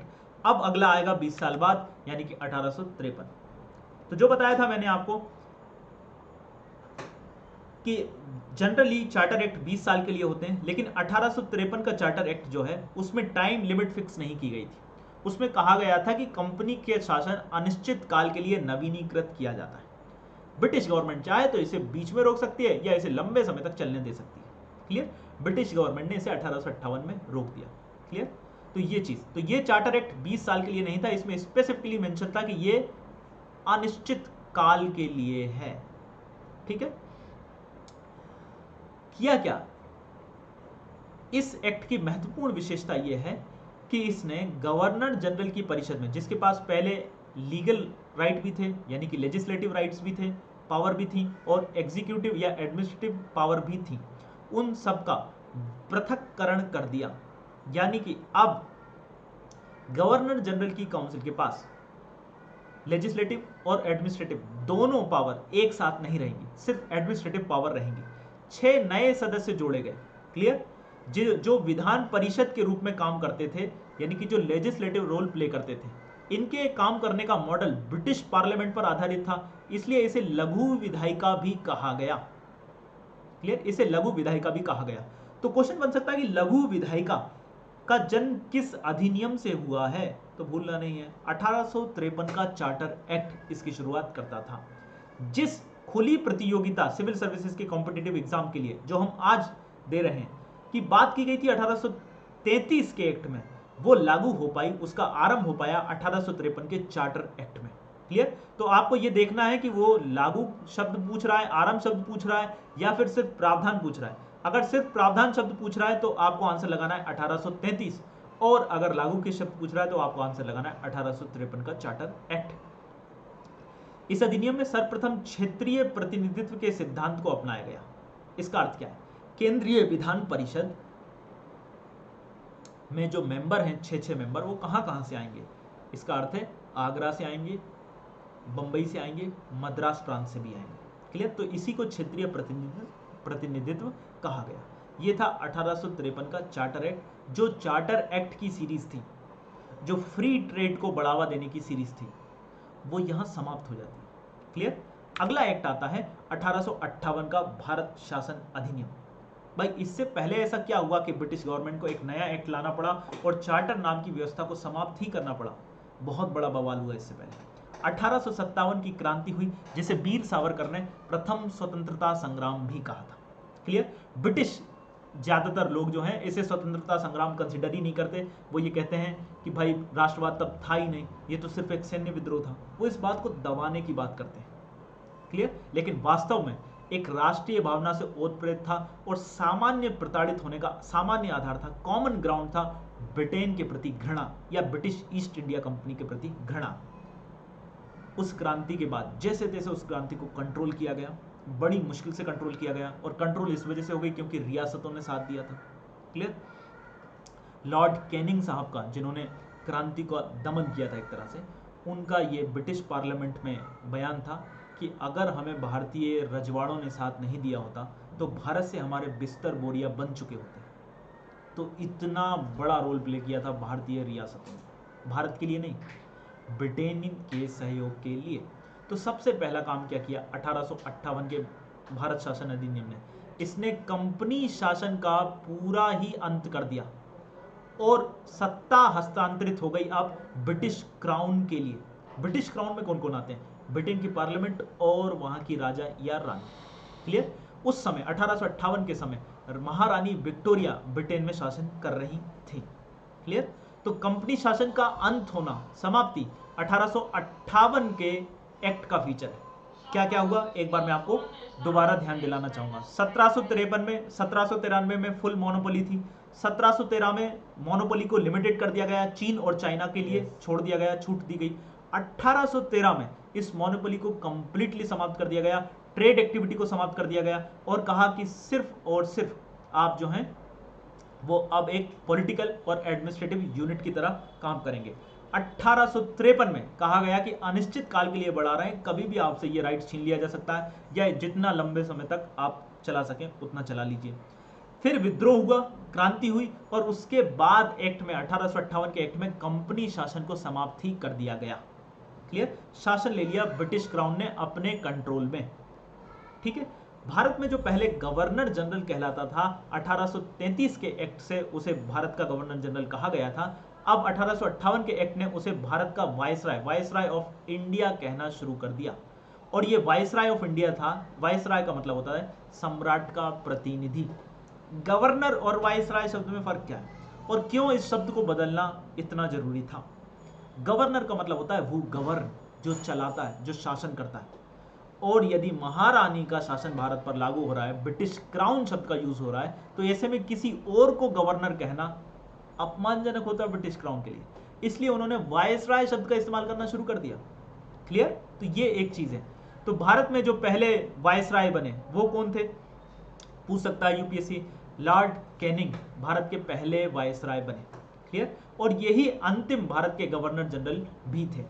जो पहले बोर्ड ऑफ डायरेक्टर और बोर्ड ऑफ कंट्रोलर हुआ करता था, उसे हटाकर अब एक संस्था बना दी, एक व्यक्ति को नामित कर दिया गया, जो भारत सचिव कहलाता था। भारत सचिव, भारत के पहले भारत सचिव थे लॉर्ड स्टैनली। भारत सचिव के बारे में समझिए, भारत सचिव होता क्या था। इंडिया में सचिव, सेक्रेटरी शब्द जो है वो एक एडमिनिस्ट्रेटिव टर्मिनोलॉजी है। क्लियर? प्रशासनिक शब्दावली है। परंतु ब्रिटेन में ये शब्दावली है वास्तव में पॉलिटिकल। वहां एक मिनिस्टर को सचिव कहा जाता है, सेक्रेटरी को कहा जाता है। Clear? Secretary of state, secretary of foreign affairs, इस टाइप से आपने शब्द सुने होंगे। यूएस में भी यही शब्द अप्लाई होते हैं, इंडिया में हालांकि नहीं होते। एक चीज और बताता हूं मैं आपको, मध्य प्रदेश में भोपाल में वल्लभ भवन है, सेक्रेटरीट बोलते हैं सचिवालय, जबकि बैठते वहां मंत्री भी हैं। और मंत्री और सचिव में बड़ी ओहदा मंत्री जी का होता है, क्योंकि वे जनता को प्रतिनिधित्व करते हैं, जनता का प्रतिनिधित्व करते हैं। फिर भी उसे सेक्रेटरीट कहा जाता है इसलिए क्योंकि वेस्ट मिनिस्टर फॉर्मेट में जो ब्रिटेन से आई है, सेक्रेटरी मंत्री को कहा जाता था। क्लियर हो गई बात? तो लॉर्ड स्टैनली साहब जो है वो भारत के पहले भारत सचिव बने। क्लियर? भारत सचिव कैबिनेट मिनिस्टर हुआ करता था ब्रिटेन में, और ब्रिटिश की संसद के लिए वो रिस्पॉन्सिबल हुआ करता था भारत के कलेक्टिव अफेयर्स के लिए, सभी तरह के अफेयर्स के लिए। इंडिया में जो भी हो रहा है उसे रिपोर्ट देनी होती थी ब्रिटिश पार्लियामेंट के लिए। अब वो अकेला तो कर नहीं सकता था, भारत अपने आप में ब्रिटेन से 4-5 गुना बड़ा है, 10 गुना बड़ा हो, किसे पता। 15 सदस्यों की समिति उसे इसके लिए, इस काम के लिए बनाई गई, जो भारत सचिव को इस तरह इस काम के लिए, इस बड़े काम के लिए सपोर्ट करती थी। क्लियर? अब जनता का आक्रोश तो था 1857 की क्रांति के बाद। उस आक्रोश को दबाने और कम करने के लिए एक घोषणा पत्र रिलीज किया गया। घोषणा पत्र महारानी विक्टोरिया के नाम पर रिलीज किया गया। लॉर्ड कैनिंग ने पढ़ा था, महारानी विक्टोरिया नहीं आ सकी थी। उन्होंने यह आश्वासन दिया भारतीय रजवाड़ों को, जिन्होंने बहुत मेहनत की थी, जो संकटकालीन मित्र बने थे ब्रिटिश ईस्ट इंडिया कंपनी के। उन्होंने उन्हें आश्वासन दिया कि अब ब्रिटिश सीमाओं का प्रसार नहीं होगा, अब हम और एक्सपांशन नहीं करेंगे। जो हड़प नीति या गोद ना लेने की नीति के आधार पर किया गया था प्रसार, अब उस तरह का प्रसार नहीं होगा, और इंडिया के कल्चरल और रिलीजियस राइट्स को मान्यता दी जाएगी, उनका सम्मान किया जाएगा, उनमें अब हम ज़्यादा इंटरफेरेंस नहीं करेंगे। याद हो आपको 1813 से मूड बदला था ब्रिटिश गवर्नमेंट ने कि हम अपने हिसाब से मार्केट बनाने के लिए यहाँ के कल्चर, रिलीजन को चेंज करने की कोशिश करेंगे। भारतीय जनता ने तगड़ा जवाब दिया 1857 में। ब्रिटिश सरकार बैकफुट पर आ गई 1858 में। उन्होंने कहा अब नहीं होगा भैया हमसे। हालांकि भारत के जो बाद में सांस्कृतिक सुधार हुए, उन्होंने इस ब्रिटिश नई पॉलिसी का कि हम इंटरफेरेंस नहीं करेंगे, तटस्थ रहेंगे इस मामले में, कल्चरल और रिलीजियस मैटर में हस्तक्षेप नहीं करेंगे, इसका विरोध किया था, क्योंकि इससे धार्मिक और सामाजिक सुधारों की गति स्लो हो जाती थी। क्लियर?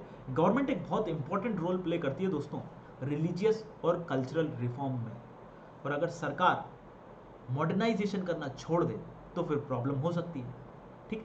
तो ये ब्रिटिश ईस्ट इंडिया कंपनी ने अपने संकीर्ण हितों को ध्यान में रखते हुए ये पॉलिसी बदल दी थी। क्लियर? धार्मिक सहिष्णुता की नीति चलाई गई थी, मतलब कि हम रिलीजियस मैटर में इन्वॉल्व नहीं होंगे, रियासतों का सम्मान करेंगे। प्रशासनिक भेदभाव की समाप्ति की गई, मतलब एडमिनिस्ट्रेटिव लेवल पर जो धर्म के आधार पर जो कलर के आधार पर कि कोई क्रिश्चियन है, कोई हिंदू है, मुस्लिम है और कोई काला है, कोई सफ़ेद है, उसके आधार पर जो भेदभाव किया जाता था वो नहीं होगा। क्लियर? तो ये 1858 का भारत शासन अधिनियम था, इंपॉर्टेंट था। इसने एक नए युग की शुरुआत की। परंतु ये जितनी भी घोषणा पत्र की बातें थी ये वास्तव में झूठी थी।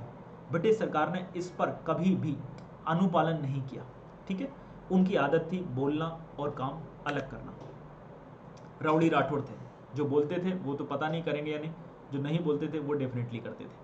1861 का भारत परिषद अधिनियम इंपॉर्टेंट है, वेरी वेरी इंपॉर्टेंट है। किस लिए इंपॉर्टेंट है? क्योंकि अध्यादेश जारी करने की जो वायसराय को पावर है वो इसी एक्ट के जरिए ब्रिटिश पार्लियामेंट ने प्रोवाइड की थी। ये अधिनियम सारे ब्रिटिश संसद बना रहे थे भारत के लिए। क्लियर हो गई बात? वायसराय की परिषद में जो पहले सदस्यों की संख्या निर्धारित कर दी गई थी कि मिनिमम 6 होंगे और मैक्सिमम 12 हो सकते हैं, लेकिन इनमें से आधे सदस्य, अगर 12 होते हैं तो इनमें से आधे सदस्यों का गैर सरकारी होना अति आवश्यक था, अनिवार्य बना दिया गया। 1861 के अधिनियम को विकेंद्रीकरण का आरंभ कहते हैं। क्यों? क्योंकि 1773 से 1858 तक के जो एक्ट थे वो बंगाल के गवर्नर जनरल या भारत के गवर्नर जनरल या वाइसराय ऑफ इंडिया में पावर देते थे। क्लियर? कहां से लेकर? बंबई प्रेसिडेंसी से लेकर, मद्रास प्रेसिडेंसी से लेकर या फिर आगरा प्रेसिडेंसी से लेकर, इनसे पावर लेते थे और बंगाल की प्रेसिडेंसी के गवर्नर को पावर दे देते थे। परंतु 1861 के एक्ट ने वापस पावर शिफ्ट करना चालू किया बंबई के प्रेसिडेंसी को, मद्रास की प्रेसिडेंसी को और आगरा के पास। क्लियर? तो इस वजह से 1861 से विकेंद्रीकरण का प्रारंभ देखा जा सकता है। दूसरी लेजिस्लेचर काउंसिल भी स्टैब्लिश की गई बंगाल और उत्तर पश्चिम प्रांत पंजाब के लिए। तो ये था 1861 का भारत परिषद अधिनियम।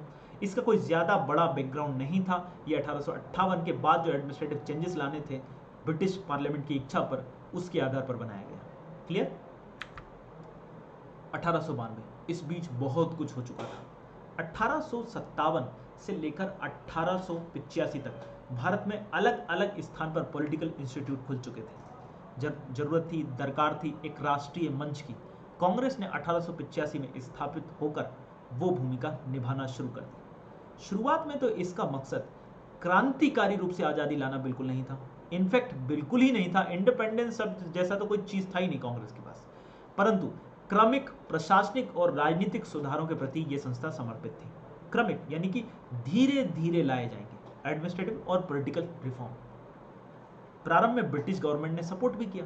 क्यों? क्योंकि ब्रिटिश गवर्नमेंट को यह आशंका थी कि दोबारा 1857 की क्रांति ना हो, इसलिए हमें एक ऐसा इंस्टीट्यूट चाहिए जो हमें बता सके कि पब्लिक फीलिंग्स क्या है। क्लियर? और जिस तरह कुकर का प्रेशर सीटी के रूप में रिलीज होता है, उस तरह कांग्रेस के जरिए हम जनता के जनाक्रोश को रिलीज कर दें शांतिपूर्ण तरीके से, गैर हानिकारक तरीके से। क्लियर? तो 1892 का भारत परिषद अधिनियम इसीलिए लाया गया। क्लियर? इसमें क्या क्या किया गया? तो कांग्रेस ने काफी ज्यादा डिमांड की थी कि हमें काफी चीजें चाहिए हैं, डेमोक्रेटाइजेशन किया जाए, एक तरह से देश का ज्यादा प्रतिनिधित्व दिया जाए। क्लियर? प्रशासन में भारतीय प्रशासन का भारतीयकरण किया जाए, यह कांग्रेस की बेसिक मांग थी। उस अनुरूप सदस्यों की संख्या बढ़ाई गई केंद्रीय विधान परिषद में और प्रांतीय विधान परिषद में। 10 से 16 केंद्र में, 8 से 20 विधान परिषद में, प्रांतीय विधान परिषद में। यही व्यवस्था मानी जाती है, यही एक्ट माना जाता है जिसने संसदीय शासन व्यवस्था की आधारशिला रखी। और ये आजादी के बाद भी आज भी भारत में यही पार्लियामेंट्री फॉर्म ऑफ डेमोक्रेसी विद्यमान है। ये संसदीय शासन व्यवस्था होती क्या है? इसमें जो एग्जीक्यूटिव बॉडी होती है, जो एक्शन लेती है, डिसीजन लेती है, पॉलिसी फॉर्मेशन जिसका काम होता है, वो रिस्पॉन्सिबल होती है लेजिस्लेचर के प्रति। क्लियर? अकाउंटेबल होती है विधायिका के प्रति। ठीक है? ये एक बेसिक फीचर है। दूसरी चीज, लेजिस्लेचर जो है उसके भीतर रहती है एग्जीक्यूटिव, उससे बाहर नहीं रहती। क्लियर? तो शक्ति का व्यापक पृथक्करण देखने को नहीं मिलता है, शक्ति का थोड़ा बहुत सम्मिलन देखने को मिलता है चेक एंड बैलेंसेस के साथ, क्योंकि एग्जीक्यूटिव अकाउंटेबल होती है लेजिस्लेचर के प्रति। कुछ राइट्स भी दे दिए गए जो गैर सरकारी सदस्य थे उन्हें, जैसे कि बजट पर वे बहस कर सकते हैं। बजट मतलब फाइनेंशियल मैटर, इंपॉर्टेंट, क्योंकि इस दौरान इस समय तक ये चर्चा चलने लगी थी कि ब्रिटेन एक न्याय का झरना नहीं है, ब्रिटिश शासन भारत में न्याय का झरना नहीं है, ये तो एक लूट का तरीका है। क्लियर। और ये बोल रहे हैं कि हम आपका उद्धार और आपका कल्याण करने आए, आपको शासन करना नहीं आता इसलिए हम आपको शासन सिखाने आए। वास्तव में ये लूट चल रही। तो फाइनेंशियल मैटर पर क्वेश्चन पूछने का राइट्स जो दिया गया वो अपने आप में बहुत बड़ा अधिकार था, परंतु इस अधिकार की सीमा थी। इस अधिकार की क्या सीमा थी भाई?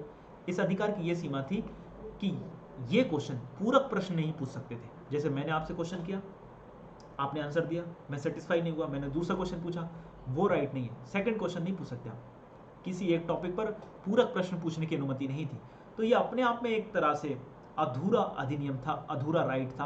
1892 का भारत परिषद अधिनियम, इंडियन काउंसिल एक्ट, पहली बार चुनाव व्यवस्था का शुभारंभ हुआ था इस अधिनियम के जरिए। क्लियर। डायरेक्ट इलेक्शन अलग चीज है, इलेक्शन अलग चीज है, वुमेन वोटरशिप अलग चीज है। तो ये क्वेश्चन अगर पूछता है कि पहली बार चुनाव व्यवस्था का शुभारंभ हुआ 1892 की, पहली बार डायरेक्ट वोटिंग शुरू हुई 1909 के अधिनियम से, और पहली बार वुमेन्स राइट दिए गए 1919 के अधिनियम से। क्लियर हो गई बात? तो ये चीज आपको याद रखना है। अलग अलग शब्द हैं। यूपीएससी एक साइड ये पूछ सकती है कि क्या क्या शुरू हुआ, दूसरी साइड वे नाम दे सकती है एक्ट के, तो आपको सही आंसर टिक करना है। क्लियर। हालांकि ये जो वोटिंग शुरू हुई थी ये बहुत सीमित थी और बहुत ही परोक्ष थी। जो संपन्न रजवाड़े थे, जो बड़े बड़े जमींदार थे, उन्हें वोटिंग राइट्स दिए गए थे। क्लियर। और डायरेक्ट वोटिंग का तो कोई काम था ही नहीं। प्रतिनिधि के सिद्धांत का शुभारंभ किया, क्योंकि इलेक्शन सिस्टम आएगा तो कोई ना कोई तो रिप्रेजेंटेटिव तैयार होगा, तो वो सिस्टम शुरू हुआ। क्षेत्रीय प्रतिनिधित्व का सिद्धांत किस अधिनियम से शुरू हुआ? ये अलग चीज है, 1853 जो हम देख चुके हैं। यहां बात चल रही है प्रतिनिधि के सिद्धांत की, क्षेत्रीय प्रतिनिधित्व के सिद्धांत की नहीं। तो प्लीज इस चीज को ध्यान रखिएगा। क्लियर। और आप लोग इसका स्क्रीनशॉट भी लेते चलें, ये बात मुझे पहले बतानी चाहिए थी। बहरहाल हम YouTube वीडियो में, इस YouTube वीडियो के डिस्क्रिप्शन बॉक्स में एक लिंक दे देंगे टेलीग्राम ग्रुप की, जहां से आप ये PDF डाउनलोड कर सकते हैं। क्लियर। ताकि आप आराम से रिवीजन कर सकें बगैर किसी बाधा के। कांग्रेस इस एक्ट से असंतुष्ट थी। क्लियर। हालांकि इस एक्ट ने पार्लियामेंट्री सिस्टम की शुरुआत कर दी थी, जिससे अकाउंटेबल बनाने की यात्रा शुरू हो गई थी एग्जीक्यूटिव को, जो एक अपने आप में महान यात्रा थी, बड़ी चीज थी, लेकिन राइट्स लिमिटेड दिए थे। ये प्रॉब्लम थी इस एक्ट में। नेक्स्ट एक्ट की ओर चलते हैं। 1909, 1892 से 1909 के बीच में क्या हुआ? मॉडर्न हिस्ट्री को समझे बगैर इन एक्ट को पढ़ना एक तरह से हवाई बातें, तो इसलिए मैं आपको थोड़ा थोड़ा बैकग्राउंड बताते जा रहा हूं। हालांकि हम पढ़ पॉलिटी रहे, ये बात को हमें नहीं भूलना चाहिए। 1892 के बाद कांग्रेस में उग्रवादी धड़े का प्रभाव बढ़ना शुरू हुआ। क्यों? क्योंकि कांग्रेस जनता की, खासकर युवा, शिक्षित बेरोजगार युवाओं की इच्छाएं और आवश्यकताएं, अपेक्षाएं पूरी करने में विफल हो गई थी।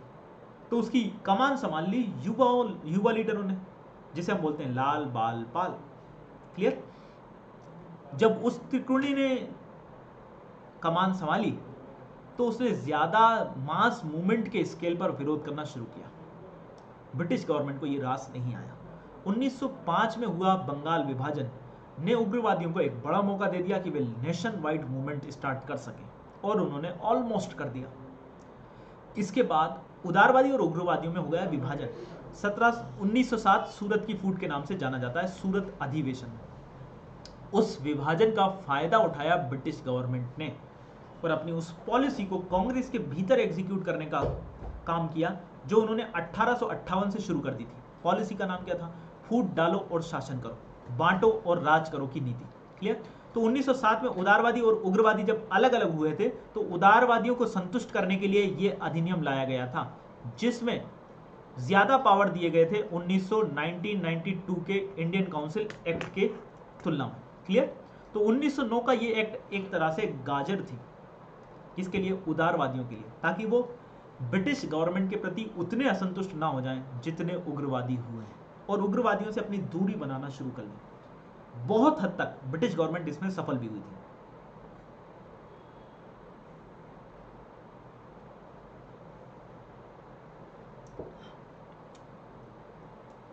तो ये हमने देख लिया बैकग्राउंड क्या था और इसका ऑब्जेक्टिव क्या था। इसका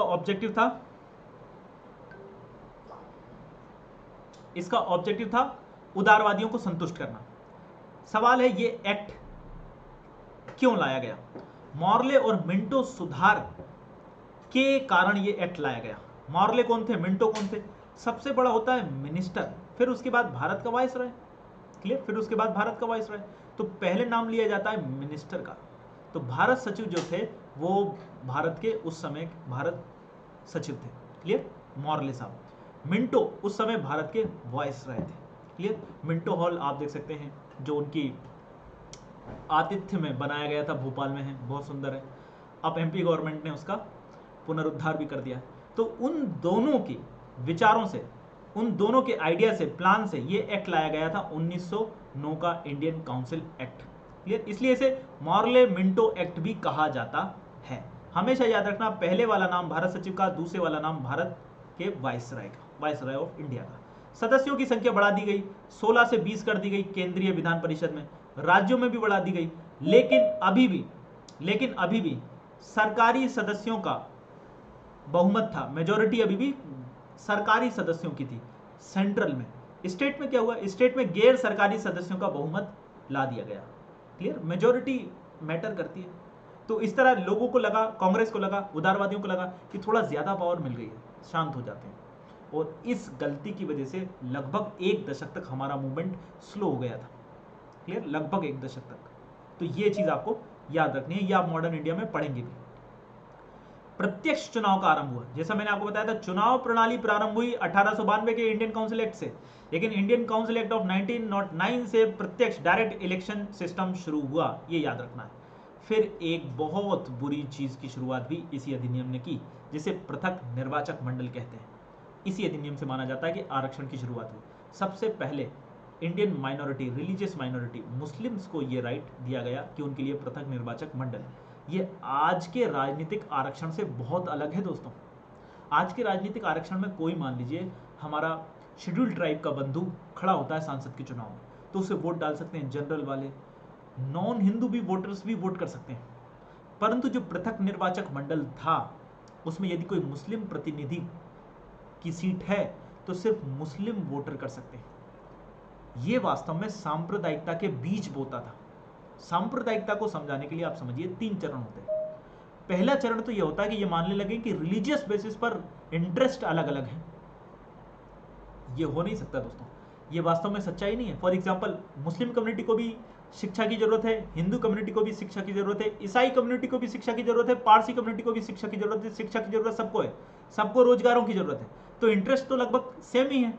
लेकिन जब कम्युनिटी ये मानने लगे कि हमारे इंटरेस्ट रिलीजियस बेसिस पर अलग अलग अलग अलग हैं, तब उसे सांप्रदायिकता का पहला चरण कहा जाता है। क्लियर हो गई बात? दूसरा चरण ये होता है जब हम पॉलिटिकल बेसिस पर यह मानना शुरू करते हैं कि हमारे जो इंटरेस्ट हैं वो एक दूसरे से अलग ना होकर एक दूसरे से टकराने वाले हैं। या तो आपका इंटरेस्ट फुलफिल होगा या फिर हमारा इंटरेस्ट फुलफिल होगा, एक साथ दोनों इंटरेस्ट फुलफिल नहीं किए जा सकते। उस स्टेज पर आता है पृथक निर्वाचक मंडल। क्लियर? और ये वास्तव में एक तरह से अगर देखें अपन, तो ये वाला प्रावधान जो है ये भारत की बर्बादी, भारत के विभाजन के बीज बो देता था। लॉर्ड मार्ले ने कहा भी था, भारत सचिव मार्ले ने कहा भी था कि हम नाग के दांत, सांप के दांत बो रहे हैं पृथक निर्वाचक मंडल के जरिए। और उनका यह कथन 1947 में जाकर सही भी हुआ। सही तो दिखने लगा था 1920 के बाद से ही, 1924 के बाद से ही, जब दंगे शुरू होने लगे थे। लेकिन 1947 में जब विभाजन हो गया तब माना जाने लगा कि हाँ, इसने बहुत बुरा काम किया है। क्लियर? कांग्रेस के फेलियर के रूप में जाना जाता है कि उसने इसका पर्याप्त विरोध नहीं किया। 1916 में उसने इसे एक्सेप्ट तक कर लिया था। क्लियर? बाद में जब नेहरू रिपोर्ट आई 1928 में, तब उन्होंने विरोध करने की कोशिश की थी, लेकिन तब तक देर हो चुकी थी। मुस्लिम लीग ने इसका भारी सपोर्ट किया था, जिसकी स्थापना 1906 में हो चुकी थी। वायसराय की काउंसिल में पहले गैर सरकारी सदस्य के रूप में पहले भारतीय व्यक्ति का नाम आया और उनका नाम है सत्येंद्र नाथ सिन्हा। क्लियर? ये वही है जो आईसीएस ऑफिसर थे। 1919 का भारत शासन अधिनियम, क्लियर, इंपॉर्टेंट है। इस बीच क्या हुआ? वर्ल्ड वॉर हुआ। वर्ल्ड वॉर 1 में भारत ने बहुत सपोर्ट किया, गांधी जी ने बहुत सपोर्ट किया कि भाई ब्रिटेन लड़ रहा है डेमोक्रेटिक फोर्सेस के लिए, तो जी जैसे ही जीतेगा उसी तरह ये हमें आज़ादी प्रोवाइड कर देगा। उपनिवेशवाद के खिलाफ लड़ रहा है वो, तो अच्छी बात है। इस वजह से गांधी जी ने भारतीय युवाओं से कहा कि आप इंडियन आर्मी का, ब्रिटिश आर्मी का जमकर सपोर्ट करें। भारत ने बहुत बलिदान दिया, हजारों सैनिक भारत से शहीद हुए। क्लियर? इस वजह से गांधी जी को उस समय अवार्ड भी दिया गया ब्रिटिश गवर्नमेंट की ओर से, और भर्ती मैन कहा गया, भर्ती मैन ऑफ इंडिया, जो भर्ती कराता है भारतीय सेना में। अच्छी बात। परंतु जैसे ही प्रथम विश्व युद्ध की समाप्ति हुई, चीजें बदलने लगी। किस किस से शुरुआत हुई? हमारा सम्मान बदले में हमें क्या मिला? हमें मिला जलियांवाला बाग हत्याकांड और काला कानून, बिना सुनवाई, बिना दलील, बिना वकील का कानून। क्लियर? जो सिर्फ शंका होने के मात्र पर सजा दे सकता था, सुनवाई के बगैर, रॉलेट एक्ट। तो इन एक्ट के विरोध जब जैसे ही बढ़ा, तो फर्स्ट वर्ल्ड वॉर के दौरान एक घोषणा हुई थी ब्रिटिश गवर्नमेंट की ओर से। मॉन्टेग्यू ने वो घोषणा की थी। मॉन्टेग्यू कौन थे? उस समय के भारत सचिव, जो कि ब्रिटेन कैबिनेट में मिनिस्टर थे, तो ब्रिटिश संसद में उन्होंने ये घोषणा की थी, जिसकी तारीख थी 20 अगस्त 1917। इसे अगस्त घोषणा के नाम से जाना जाता है। उन्होंने कहा था कि हमारा मकसद इंडिया में जो है वो क्रमिक रूप से रिस्पॉन्सिबल और अकाउंटेबल गवर्नमेंट की स्थापना करना है। तो हमारा मकसद नैतिक है, वॉर के बाद हम इसे आगे बढ़ाएंगे। तो मॉन्टेग्यू ने चेम्सफोर्ड, जो कि भारत के उस समय वाइसराय थे चेम्सफोर्ड, उनके साथ बैठक कर मॉन्टेग्यू चेम्सफोर्ड सुधार बनाया। इसी को भारत शासन अधिनियम 1919 कहते हैं। याद रखिएगा, इसे मॉन्टेग्यू चेम्सफोर्ड रिफॉर्म भी बोलते हैं। 1909 वाला जो था वो था मॉर्ले मिंटो सुधार। क्लियर? क्या किया इन्होंने? थोड़ा ज्यादा अकाउंटिव गवर्नमेंट बनाने के लिए द्वैध शासन की शुरुआत की। कहां पर? प्रांतों में, सेंटर लेवल पर, सॉरी स्टेट लेवल पर, सेंटर लेवल पर नहीं। क्लियर? प्रांतों में द्वैध शासन की शुरुआत का अर्थ क्या था? कि सब्जेक्ट्स कुछ तो रहें गवर्नमेंट ऑफ इंडिया के पास या वायसराय के पास, और कुछ रहें इलेक्टेड गवर्नमेंट के पास। क्लियर? क्योंकि प्रांतों में 1909 के अधिनियम से गैर सरकारी सदस्यों का बहुमत था, तो उनकी एक अपनी गवर्नमेंट थी और एक गवर्नर जनरल की काउंसिल थी।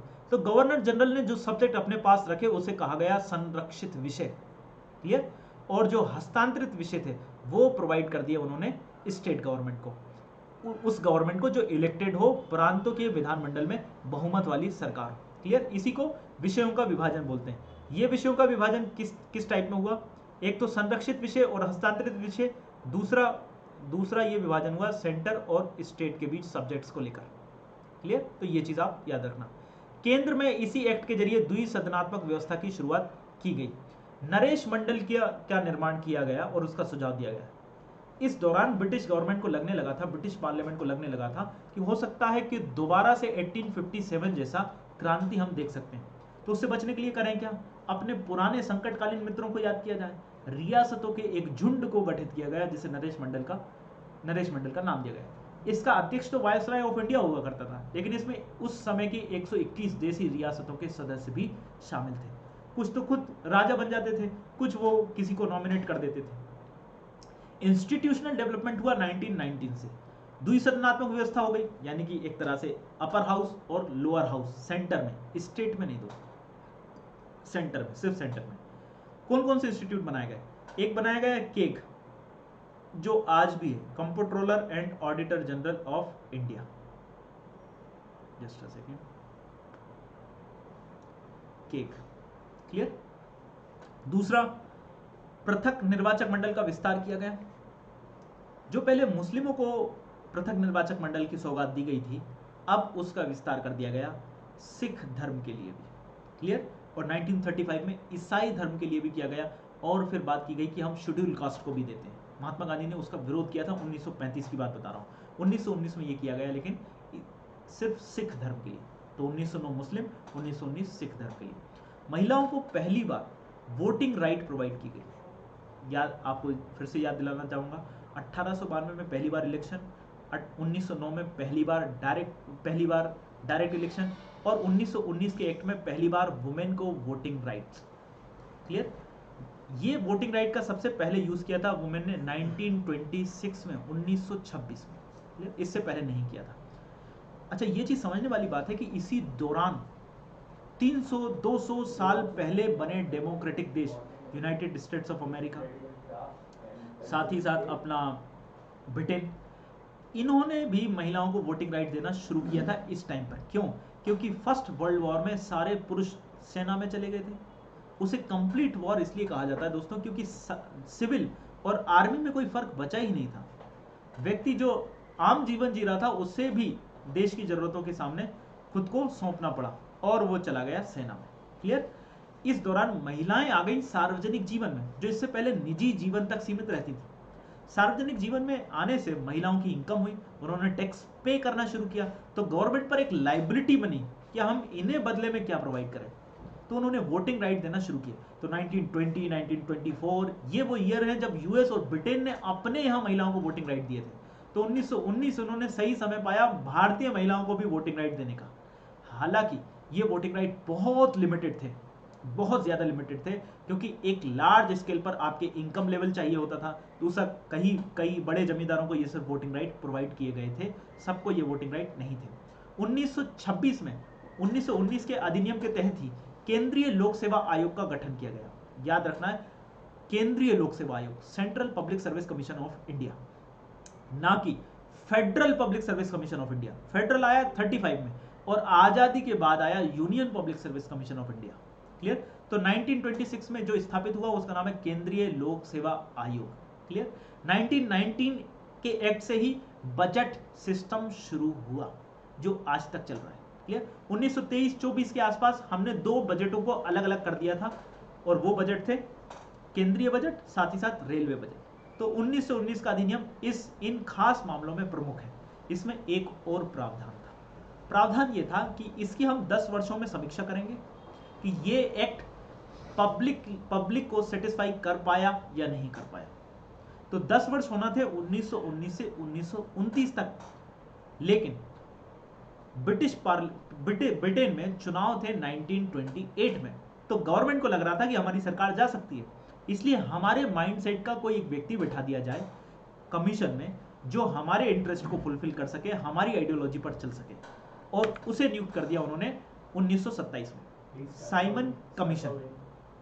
साइमन कमीशन जो है वो कोई एक व्यक्ति नहीं था, वो 7 सदस्यीय निकाय था। क्लियर?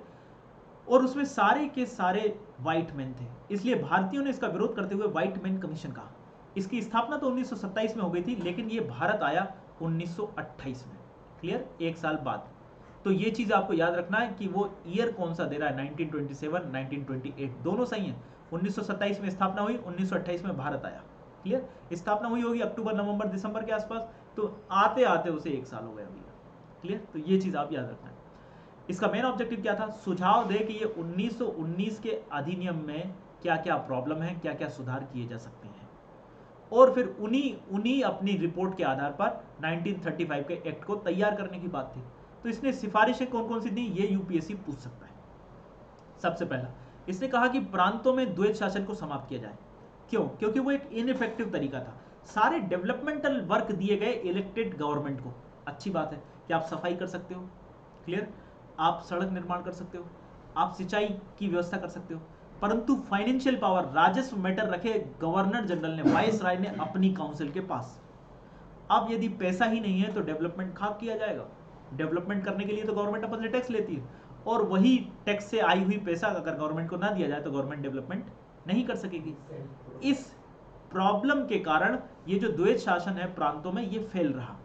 ठीक है, ये चीज याद रखिएगा कि इस वजह से साइमन कमीशन ने ये सजेस्ट किया कि प्रांतों में द्वैत शासन समाप्त ही कर दीजिए, क्योंकि ये इफेक्टिव मैनर में नहीं चल पा रहा है, लोगों की एस्पायरेशन, एक्सपेक्टेशन फुलफिल नहीं कर पा रहा है। क्लियर?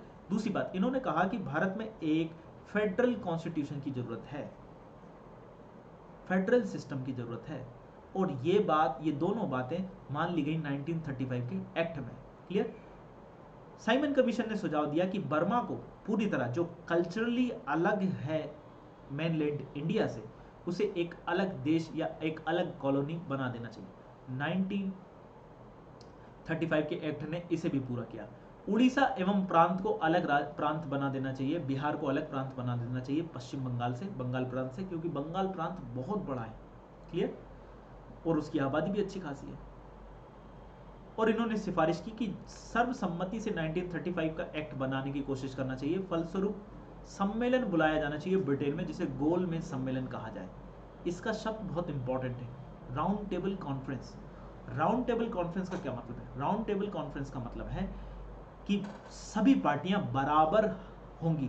क्लियर? कोई हायर अथॉरिटी नहीं होगी, कोई लोअर अथॉरिटी नहीं होगी। तो सेकेंड राउंड टेबल कॉन्फ्रेंस में कांग्रेस ने पार्टिसिपेशन किया और गांधी जी को भेजा कि आप हमारी ओर से प्रतिनिधित्व कीजिए। गांधी जी लौटे और गांधी जी ने एक कथन कहा कि मैंने उम्मीद की थी उनसे और उस उम्मीद के बदले मुझे मिला पत्थर। क्लियर? तो गोलमेज सम्मेलन जो है वो फेल रहा। क्लियर? 1935 का एक्ट गोलमेज सम्मेलनों के बाद आया और 1919 के अधिनियम में जो प्रस्तावना थी कि हम भारत में एक उत्तरदायी सरकार बनाने की कोशिश करेंगे, उसी प्रस्तावना को शामिल किया गया 1935 के एक्ट में। क्लियर? ब्रिटिश संसद की सर्वोच्चता रखी गई। किस सेंस में? इस सेंस में कि जो भी इस एक्ट में सुधार करना होगा 1935 के एक्ट में, वो रिफॉर्म कर पाएगा ओनली ब्रिटिश पार्लियामेंट, ना कि भारत की वायसराय की काउंसिल। क्लियर होगी बात? अभी तक जो था वो ये था कि कानून में किसी तरह का परिवर्तन लाया जा सकता था इंडियन काउंसिल के एक्ट में। क्लियर होगी बात? इंडियन काउंसिल, वायसराय काउंसिल के जरिए। लेकिन 35 के एक्ट में ब्रिटिश पार्लियामेंट ही परिवर्तन ला सकती थी। इसी वजह से कहा जा रहा है कि ब्रिटिश संसद की सर्वोच्चता स्थापित हुई 1935 के अधिनियम में। क्लियर? वास्तव में ब्रिटिश पार्लियामेंट का फुल कंट्रोल कब से हो गया? 1958 के एक्ट, 1858 के एक्ट से। परंतु 35 के एक्ट ने क्लियर कर दिया कि ये कानून थोड़ा सा मजबूत रहेगा, थोड़ा सा कठोर रहेगा और इसमें सुधार सिर्फ ब्रिटिश पार्लियामेंट कर सकेगी। ठीक है? तो जैसा साइमन कमीशन ने कहा था कि प्रांतों में द्वैध शासन इफेक्टिव नहीं रहा है, तो 1935 के एक्ट ने उसकी बात मानते हुए प्रांतों में द्वैध शासन की समाप्ति कर दी और प्रांतों में द्विसदनात्मक व्यवस्था का शुभारंभ किया। याद होगा कि बाइकैमरल सिस्टम शुरू किया था 1919 में, 1919 के एक्ट ने सेंटर में, लेकिन स्टेट में अब शुरू हुआ 1935 के एक्ट में। तो ये बात क्लियर है आपको? बहुत अच्छी बात है। संघीय शासन व्यवस्था की परिकल्पना की गई। परिकल्पना शब्द इंपॉर्टेंट है क्योंकि ये वास्तव में अस्तित्व में नहीं आया। फेडरल सिस्टम होता क्या है? फेडरल सिस्टम वो होता है जिसमें सेंटर और स्टेट में पावर का डिस्ट्रीब्यूशन हो, दोहरी सरकारें हो और प्रांतों की सरकार डायरेक्ट अपनी पावर कॉन्स्टिट्यूशन से प्राप्त करती हो, ना कि सेंट्रल गवर्नमेंट से प्राप्त करती हो। क्लियर? तो ये चीज याद होनी चाहिए। और उन्होंने मौका दिया कि रियासतें भी इस फेडरल सिस्टम में शामिल हो सकती हैं। कुछ सब्जेक्ट ब्रिटिश सेंट्रल गवर्नमेंट रखेगी और कुछ सब्जेक्ट रियासतों के पास रहेंगे। रियासतों के पास लगभग ऑलमोस्ट सभी सब्जेक्ट होंगे, सिर्फ सेना, विदेशी संबंध और संचार आप ब्रिटिश पार्लियामेंट को या ब्रिटिश इंडिया की सेंट्रल गवर्नमेंट को सौंप दीजिएगा। प्रांतों ने इसमें भागीदारी करने से मना कर दिया। इस वजह से यह फेडरल सिस्टम अस्तित्व में नहीं आ सका। उन्हें लगा कि यह हमारी स्वायत्तता के अगेंस्ट है। क्लियर? और सब्जेक्ट्स का भी डिस्ट्रीब्यूशन किया गया। संघ सूची, राज्य सूची, समवर्ती सूची। सेंट्रल लिस्ट वो जिस पर सेंट्रल गवर्नमेंट कानून बना सके, स्टेट लिस्ट वो जिस पर स्टेट गवर्नमेंट कानून बना सके, कंकरेंट लिस्ट वो जिस पर दोनों कानून बना सके। टकराव की स्थिति में सेंट्रल लॉ का पालन किया जाता था। अवशिष्ट शक्तियां, अवशिष्ट सब्जेक्ट उन्हें बोलते थे जो ऐसा टॉपिक हो जो इन तीनों लिस्ट में ना हो, और उस टॉपिक पर कानून बनाने की पावर दी गई थी वायसराय ऑफ इंडिया को। क्लियर? भारत के वायसराय को। ये यूपीएससी ने 2018 प्रीलिम्स में पूछा भी है। क्लियर हो गई बात कि 1935 के एक्ट में अवशिष्ट शक्तियां पर, अवशिष्ट सूची पर कानून बनाने की पावर किसे सौंपी गई? वायसराय को।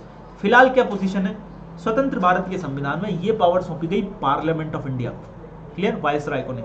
तो लोगों को थोड़ा सा कंफ्यूजन लगा होगा, तो लोगों ने राष्ट्रपति टिक किया होगा। तो ये चीज याद रखना कि viceroy is correct answer. Parliament tick किया होगा। ठीक है? संघीय न्यायालय की स्थापना की गई। सुप्रीम कोर्ट को ही संघीय न्यायालय बना दिया गया। सवाल है, सुप्रीम कोर्ट और संघीय न्यायालय में फर्क क्या है? फेडरल कोर्ट उसे बोलते हैं जिसके पास सोल रिस्पॉन्सिबिलिटी होती है, एकमात्र उत्तरदायित्व होता है कि वे चेक करे कि सेंटर और स्टेट्स के डिस्प्यूट को हैंडल करें और रिजॉल्व करें। क्लियर?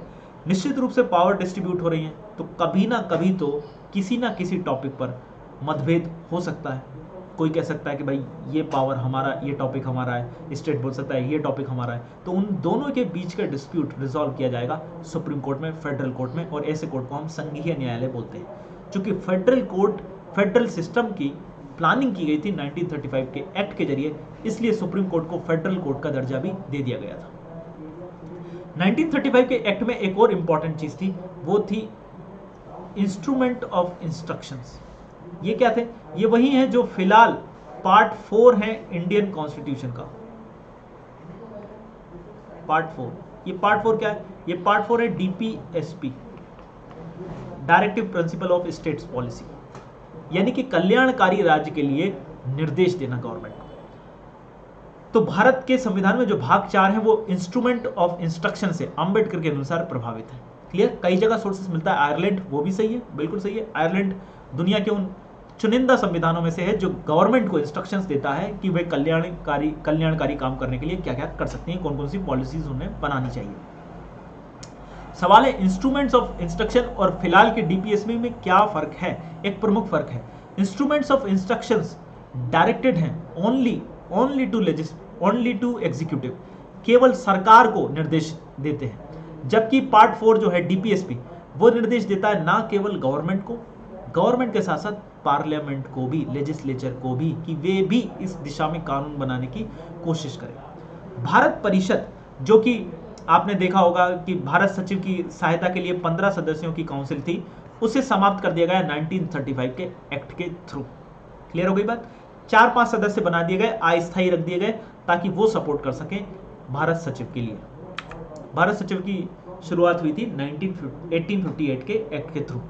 1935 के एक्ट में कुछ और इंपॉर्टेंट चीज है, केंद्र में द्वैध शासन ला दिया गया था। तो अब वहां पर भी कुछ आरक्षित विषय होंगे और कुछ हस्तांतरित विषय होंगे। आरक्षित विषय वो होंगे, संरक्षित विषय वो होंगे जिन्हें वाइसराय कंट्रोल करेगा, वाइसराय की काउंसिल जिस पर डिसीजन लेगी, और हस्तांतरित विषय वो होंगे जिन पर सेंटर में जो इलेक्टेड गवर्नमेंट है उसका कंट्रोल रहेगा। क्लियर? तो राज्यों में, प्रांतों में द्वैध शासन की समाप्ति हुई और केंद्र में द्वैध शासन की शुरुआत हुई 1935 के अधिनियम के जरिए। तो जो यूनियन पब्लिक सर्विस कमीशन बनाया गया था 1926 में 1919 के एक्ट से, 35 के एक्ट ने उसे संघीय लोक सेवा आयोग का नाम दे दिया। क्लियर? प्रांतीय लोक सेवा आयोग भी बनाया गया, संयुक्त लोक सेवा यानी ज्वाइंट पब्लिक सर्विस कमीशन की भी स्थापना की गई, आरबीआई की भी स्थापना की गई एज एन इंस्टीट्यूशन। किस लिए? ताकि वे मुद्रा और साख को नियंत्रित कर सके। क्यों भैया? क्योंकि फर्स्ट वर्ल्ड वॉर के बाद, फर्स्ट वर्ल्ड वॉर में डिमांड बूम हुई थी दोस्तों, तो मार्केट हो गया था बूम। लेकिन फर्स्ट वर्ल्ड वॉर के तुरंत बाद, थोड़े समय बाद, मान लीजिए 1925 के बाद रिसेशन आया था, ग्लोबल रिसेशन, जिसे महामंदी कहते हैं। क्लियर? और आधुनिक विश्व ने उससे बड़ा रिसेशन देखा ही नहीं था। उस रिसेशन में इंडियन बैंक्स को कुछ प्रॉब्लम हुई होगी, तो उसके लिए एक सेंट्रल बैंक की आवश्यकता महसूस की गई ब्रिटिश इंडियन गवर्नमेंट द्वारा, और उस वजह से उन्होंने आरबीआई की स्थापना की। क्लियर? ये चीज मैं आपको बता चुका हूं कि जो फेडरल सिस्टम की, फेडरल स्ट्रक्चर की कल्पना की गई थी वो वास्तविकता कभी बन ही नहीं सका है। क्लियर? 1935 के एक्ट में वो कौन सी चीजें हैं जो भारतीय कॉन्स्टिट्यूशन ने एज इट इज उठाई हैं या छोटी मोटे बदलाव करने के साथ उठाई हैं? मैं आपको बताना चाहूंगा कि भारतीय संविधान का 66% से ज्यादा पोर्शन 1935 के एक्ट के थ्रू लिया गया। क्लियर हो गई बात? या तो उसमें थोड़ा बहुत बदलाव किया गया है या एज इट इज उठाया गया है। ठीक है? अब कई लोग बोलते हैं कि ये तो गलत चीज है, आपने इतना पोर्शन लिया है, तो आजाद भारत और गुलाम भारत के संविधान में फर्क क्या है? बहुत फर्क है। हमने वो चीजें ली हैं जो कि एडमिनिस्ट्रेटिव सेटअप के लिए जरूरी थी।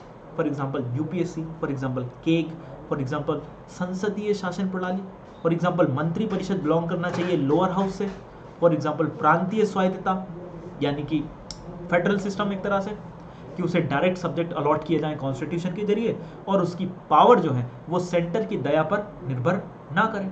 ये सारी चीज ली हमने 1935 के एक्ट से। और कौन सी चीज ली? संसदीय शासन प्रणाली हो गई, मंत्री परिषद की रचना हो गई जो कि निम्न सदन में बसेगा, प्रांतीय स्वायत्तता हो गई, संसद की द्विसदनात्मक व्यवस्था यानी कि राज्यसभा और लोकसभा, सेंटर में तो ये 1919 में ही आ गई थी, लेकिन 1935 में भी बनी रही थी। क्लियर, 1935 में भी बनी रही थी। ठीक है, केंद्र राज्य संबंध यानी कि फेडरल सिस्टम, संघात्मक प्रणाली भी हमने ये ली, चाहे वो किसी भी तरह के हो, पॉलिटिकल रिलेशन हो, क्लियर, एडमिनिस्ट्रेटिव रिलेशन हो, ज्यूरिस्डिक्शन वाइज हो, एरिया के आधार पर ज्यूरिस्डिक्शन हो, हमने लिए हैं 1935 के एक्ट से। क्लियर, ऑल इंडिया सर्विसेज, जो लोहो इस्पात है, स्टील फ्रेमवर्क है किसी भी देश के एडमिनिस्ट्रेशन का, खासकर इंडिया का, वो हमने 1935 के एक्ट से ही लिया है। क्लियर, फेडरल कोर्ट के रूप में सुप्रीम कोर्ट का रोल हमने इसी से लिया है। ठीक है, उसकी एक अधिकारिता है, यूपीएससी पूछती है, प्रारंभिक अधिकारिता। इसमें वो मैटर आते हैं जो सिर्फ सुप्रीम कोर्ट ही हैंडल कर सकता है। और वो कौन से मैटर होते हैं? सेंटर और स्टेट के बीच डिस्प्यूट। हालांकि इसके कुछ एक्सेप्शन है दोस्तों, इसके कुछ एक्सेप्शन है, जैसे कि पॉलिटिकल मैटर नहीं उठाए जा सकते। क्लियर, ये चीज कोई व्यक्ति नहीं पहुंच सकता, सेंटर और स्टेट ही पार्टी के रूप में स्वीकार की जा सकती है। Keg very very important institution है, जिसकी स्थापना तो 1919 के एक्ट से हुई थी, 35 के एक्ट में भी बनाए रखा था, वो भी इंडियन कॉन्स्टिट्यूशन ने 1935 के एक्ट से ही लिया है। तो इस तरह हम देखते हैं कि मेजर पोर्शन 1935 के अधिनियम से लिया गया है। 1935 के बाद क्या हुआ, ये जानना जरूरी है अगले एक्ट 1947 को समझने के लिए। 1935 के बाद एक शांति छाई रही और उसके बाद 1939 से शुरू हुआ द्वितीय विश्व युद्ध। सेकेंड वर्ल्ड वॉर के दौरान भारतीय लोग असमंजस में थे। तीन ऑप्शन थे। एक तो चुपचाप बैठे रहें, दूसरा ब्रिटिश गवर्नमेंट से विनम्रता पूर्वक कहें कि हमें आज़ाद कीजिए और हमसे सहयोग लीजिए नेक काम के लिए। अगर आप गलत फोर्सेस के लिए जैसे हिटलर और मुसोलिनी के खिलाफ लड़ रहे हैं तो हम सपोर्ट करेंगे, लेकिन पहले हमें आज़ाद कीजिए। तीसरा ऑप्शन था कह के लेंगे वाला, जो सुभाष चंद्र बोस ने किया। उन्होंने कहा कि हम सेना बनाएंगे, हम आक्रमण करेंगे और हम आज़ादी लड़ कर लेंगे। क्लियर, तो ध्यान देने वाली बात है, कम्युनिस्ट पार्टी ऑफ इंडिया ने पहला ऑप्शन अपनाया, चुपचाप बैठी रही या फिर सपोर्ट किया ब्रिटिश इंडिया को। कांग्रेस ने दूसरा ऑप्शन अपनाया, कहा कि हम मास मूवमेंट करेंगे अगर हमारी बात नहीं मानी गई तो, इसलिए हमें पहले आज़ाद कर दीजिए और फिर हम आपको सेकेंड वर्ल्ड वॉर के दौरान सपोर्ट करेंगे। अच्छी बात है। थर्ड ऑप्शन अपनाया सुभाष चंद्र बोस ने, इंडियन नेशनल आर्मी के जरिए। क्लियर, नॉर्थ ईस्ट तक आ गए थे। नागालैंड की लड़ाई बहुत फेमस है, मणिपुर की लड़ाई बहुत फेमस है दोस्तों, बहुत फेमस है और दुनिया की शानदार लड़ाइयों में जानी जाती है। जापान के सपोर्ट से, थोड़ा बहुत हिटलर का भी सपोर्ट लिया था। हालांकि सुभाष चंद्र बोस ने कभी भी मुसोलिनी, जापान और हिटलर की तारीफ नहीं की थी सार्वजनिक मंच से, ये बात ध्यान देने योग्य है। ठीक है, कुछ लोग इस आधार पर उनसे थोड़ी सी दूरी बरतते हैं, गलत करते हैं, उन्हें जानकारी नहीं है। तो स्वतंत्रता अधिनियम 1947 किस पृष्ठभूमि में लाया गया वो मैं बता रहा था। सवाल है, ब्रिटेन को भारत के सहयोग की जरूरत क्यों थी, सैन्य सहयोग की जरूरत क्यों थी? इस वजह से थी क्योंकि ब्रिटेन और अमेरिका बहुत भयंकर पिट रहा था। किससे? जर्मनी से, जापान से, इनसे परेशान था। क्लियर, ऐसी स्थिति में, और मुसोलिनी भी इटली से भी परेशान था। ऐसी स्थिति में अमेरिका चाहता था कि मेन पावर जो है वो हमारा कम लगे और इंडिया से लिया जाए, क्योंकि भारतीय योद्धाओं ने, भारतीय सैनिकों ने अपने पौरुष को सिद्ध कर दिया था प्रथम विश्व युद्ध के दौरान। द्वितीय विश्व युद्ध में उनकी डिमांड पड़ी, भारत ने स्पष्ट मना कर दिया। और भारत ने मना क्या कर दिया? ब्रिटिश गवर्नमेंट ने डायरेक्ट घोषणा की कि भारत हमारी ओर से युद्ध लड़ेगा। कांग्रेस ने कहा कि आप ऐसा कैसे कर सकते हैं? ब्रिटिश गवर्नमेंट ने कहा क्योंकि आप हमारे गुलाम हैं, आप हमारे उपनिवेश हैं, इस वजह से हम आपसे पूछकर, आपके कंसेंट लेकर थोड़ी डिसाइड करेंगे कि आपको युद्ध में धकेला जाए या नहीं, हम डिसाइड करेंगे। कांग्रेस ने कहा ऐसा नहीं होगा, हम तब तक सपोर्ट ही नहीं करने देंगे पब्लिक से जब तक कि आप हमें आजाद ना करें। वॉर चल रहा था, कांग्रेस डिस्टर्ब नहीं करना चाहती थी ब्रिटिश गवर्नमेंट के इथिकल एफर्ट को, जो वो हिटलर और जापान और मुसोलिनी के खिलाफ लड़ रहे थे। इस वजह से उन्होंने सबसे पहले व्यक्तिगत सत्याग्रह चलाया, दिल्ली चलो आंदोलन के नाम से भी जाना जाता है। 1940 में गांधी ने कुछ सिलेक्टेड लोगों को चुना और कहा कि आप व्यक्तिगत सत्याग्रह चलाइए, दिल्ली पहुंचिए। उन्हें अरेस्ट कर लिया गया, उस मूवमेंट का दमन कर दिया गया। ये शांत इसलिए मूवमेंट थे, जन आंदोलन नहीं थे, ये शांत इसलिए मूवमेंट रखे गए ताकि ब्रिटिश गवर्नमेंट को प्रॉब्लम ना हो अपने वॉर एफर्ट में, क्लियर, कोई बाधा ना आए। लेकिन ब्रिटिश गवर्नमेंट उससे भी नहीं मानी। तब ब्रिटिश गवर्नमेंट ने कई सारे प्रपोजल भेजे। क्रिप्स प्रस्ताव 1942 में आया। उसने कहा कि जब तक युद्ध समाप्त नहीं हो जाता तब तक आप एक बहुत अच्छी पावर के साथ गवर्नमेंट हैंडल कीजिए, और उसके बाद युद्ध के बाद हम कॉन्स्टिट्यूएंट असेंबली बना देंगे, और उसके बाद आप संविधान बना लीजिएगा और फिर आज़ादी ले लीजिएगा। भारतीयों को ये बात पसंद नहीं आई। भारत चाहते थे, कांग्रेस चाहती थी कि तुरंत आज़ादी मिले और उसके बाद ही हम कुछ जो है सपोर्ट करें, ये चीज़ थी। तो जैसे ही क्रिप्स प्रस्ताव विफल होकर लौटा, कांग्रेस ने क्या किया? कांग्रेस ने आंदोलन छेड़ दिया आधी रात से, अगस्त से, दिल्ली से, जिसे कहा गया भारत छोड़ो आंदोलन। इसका शब्द देखें आप, भारत छोड़ो आंदोलन। यूपीएससी निकालना तो शब्दों पर गौर करना पड़ेगा आपको। भारत छोड़ो आंदोलन। भारत छोड़ो आंदोलन शब्द ही बताता है कि कोई डिमांड नहीं है, डायरेक्शन है कि यहां से निकलो, ये हमारी जमीन है। क्लियर? तो ये पहला ऐसा मूवमेंट था जिसकी कोई मांग नहीं थी, सिर्फ एक आदेश और निर्देश था। इससे परेशान होकर ब्रिटिश गवर्नमेंट हताश हो गई और उसके बाद 1946 में कैबिनेट मिशन के जरिए उन्होंने संविधान सभा का निर्माण कर दिया। क्लियर? संविधान सभा का निर्माण कर दिया। और उससे ठीक पहले दोस्तों, ठीक पहले प्रॉब्लम यह हुई कि ब्रिटेन में गवर्नमेंट चेंज हो गई। अब लेबर पार्टी की सरकार आई, एटली प्राइम मिनिस्टर बने। एटली भारत के प्रति थोड़ा सा अच्छा रुख रखते थे और भारत की आज़ादी का सपोर्ट करते थे ब्रिटिश पार्लियामेंट में। क्लियर? ऐसा करने से क्या हुआ? जैसे ही वो सरकार आई तो एक ज्यादा संभावना क्रिएट हुई कि वे भारत की आज़ादी के लिए आएगी। वहां के प्राइम मिनिस्टर ने 1947 में घोषणा की 3 जून 1947 को कि हम अगस्त 1948 से पूर्व भारत को आज़ाद कर देंगे, और ऐसा हो गया 15 अगस्त 1947 को, यानी कि लगभग 1 साल पहले ही। क्लियर? तो ब्रिटेन इतनी हड़बड़ी में था और उस 3 जून की योजना को एग्जीक्यूट करने के लिए माउंटबेटन को भारत का अंतिम वायसराय बनाने के लिए भेजा गया। क्लियर? अंतिम ब्रिटिश वायसराय बनाकर भेजा गया कि आप कुछ भी करो, इंडिया और पाकिस्तान के डिस्प्यूट को हैंडल करो, और या तो चाहे तो इन्हें विभाजित करो या इन्हें एक देश पर मनवाओ, लेकिन जल्द से जल्द इस देश को आजाद करो। क्लियर? ऐसा इसलिए भी क्योंकि यूएन बनने के बाद डीकोलोनाइजेशन, औपनिवेशीकरण की प्रक्रिया प्रारंभ हो गई थी 1945 के बाद से। तो पूरी दुनिया की उन ताकतों पर दबाव था जो कि पहले जो है जिन्होंने उपनिवेश बनाए थे। तो इस योजना को प्रभावी बनाने के लिए ही 1947 का एक्ट लाया गया। इसमें क्या क्या किया गया? सबसे पहली बात तो भारत का विभाजन स्वीकार कर लिया गया, एक इंडिया और दूसरा पाकिस्तान। कांग्रेस के ना चाहते हुए भी यह विभाजन हुआ। गांधी जी तो बिल्कुल नहीं चाहते थे, आप सब जानते हैं। लेकिन यह विभाजन इस तरह से एग्जीक्यूट किया गया कि यह धर्म के आधार पर कम लगे और जनता के जन्म संग्रह के आधार पर ज्यादा लगे। फॉर एग्जाम्पल, वोटिंग भी हुई इलाके में, कई इलाकों में वोटिंग हुई। जैसे जूनागढ़ वाले इलाके में सरदार वल्लभ भाई पटेल ने वोटिंग करवाई। क्लियर? तो ये चीज आप याद रखिएगा। असम वाले क्षेत्र में वोटिंग हुई। क्लियर? और वहां पर भारत को सौंपा गया उस क्षेत्र को। तो रियासतों व ब्रिटिश क्राउन के मध्य जो संधियां थी पहले, आजादी से पहले, और जो अनुबंध थे, उन्हें समाप्त कर दिया गया। उन्हें ऑप्शन दिया गया कि या तो वे इंडिया में शामिल हो जाएं या फिर वे पाकिस्तान में शामिल हो जाएं। क्लियर? एक बहादुर रणनीति की वजह से और कूटनीति की वजह से, सरदार वल्लभ भाई के पटेल की वजह से भारत का एकीकरण पॉसिबल हो पाया, क्योंकि रियासतें फिर एक तरह से खुले रूप में हो गई थी और वे अपनी मनमर्जी कर रही थी। हैदराबाद के निजाम की कहानी तो आपने सुनी ही होगी। रजाकारों ने दंगे शुरू कर दिए थे और वे मिलना चाहते थे वेस्ट पाकिस्तान में।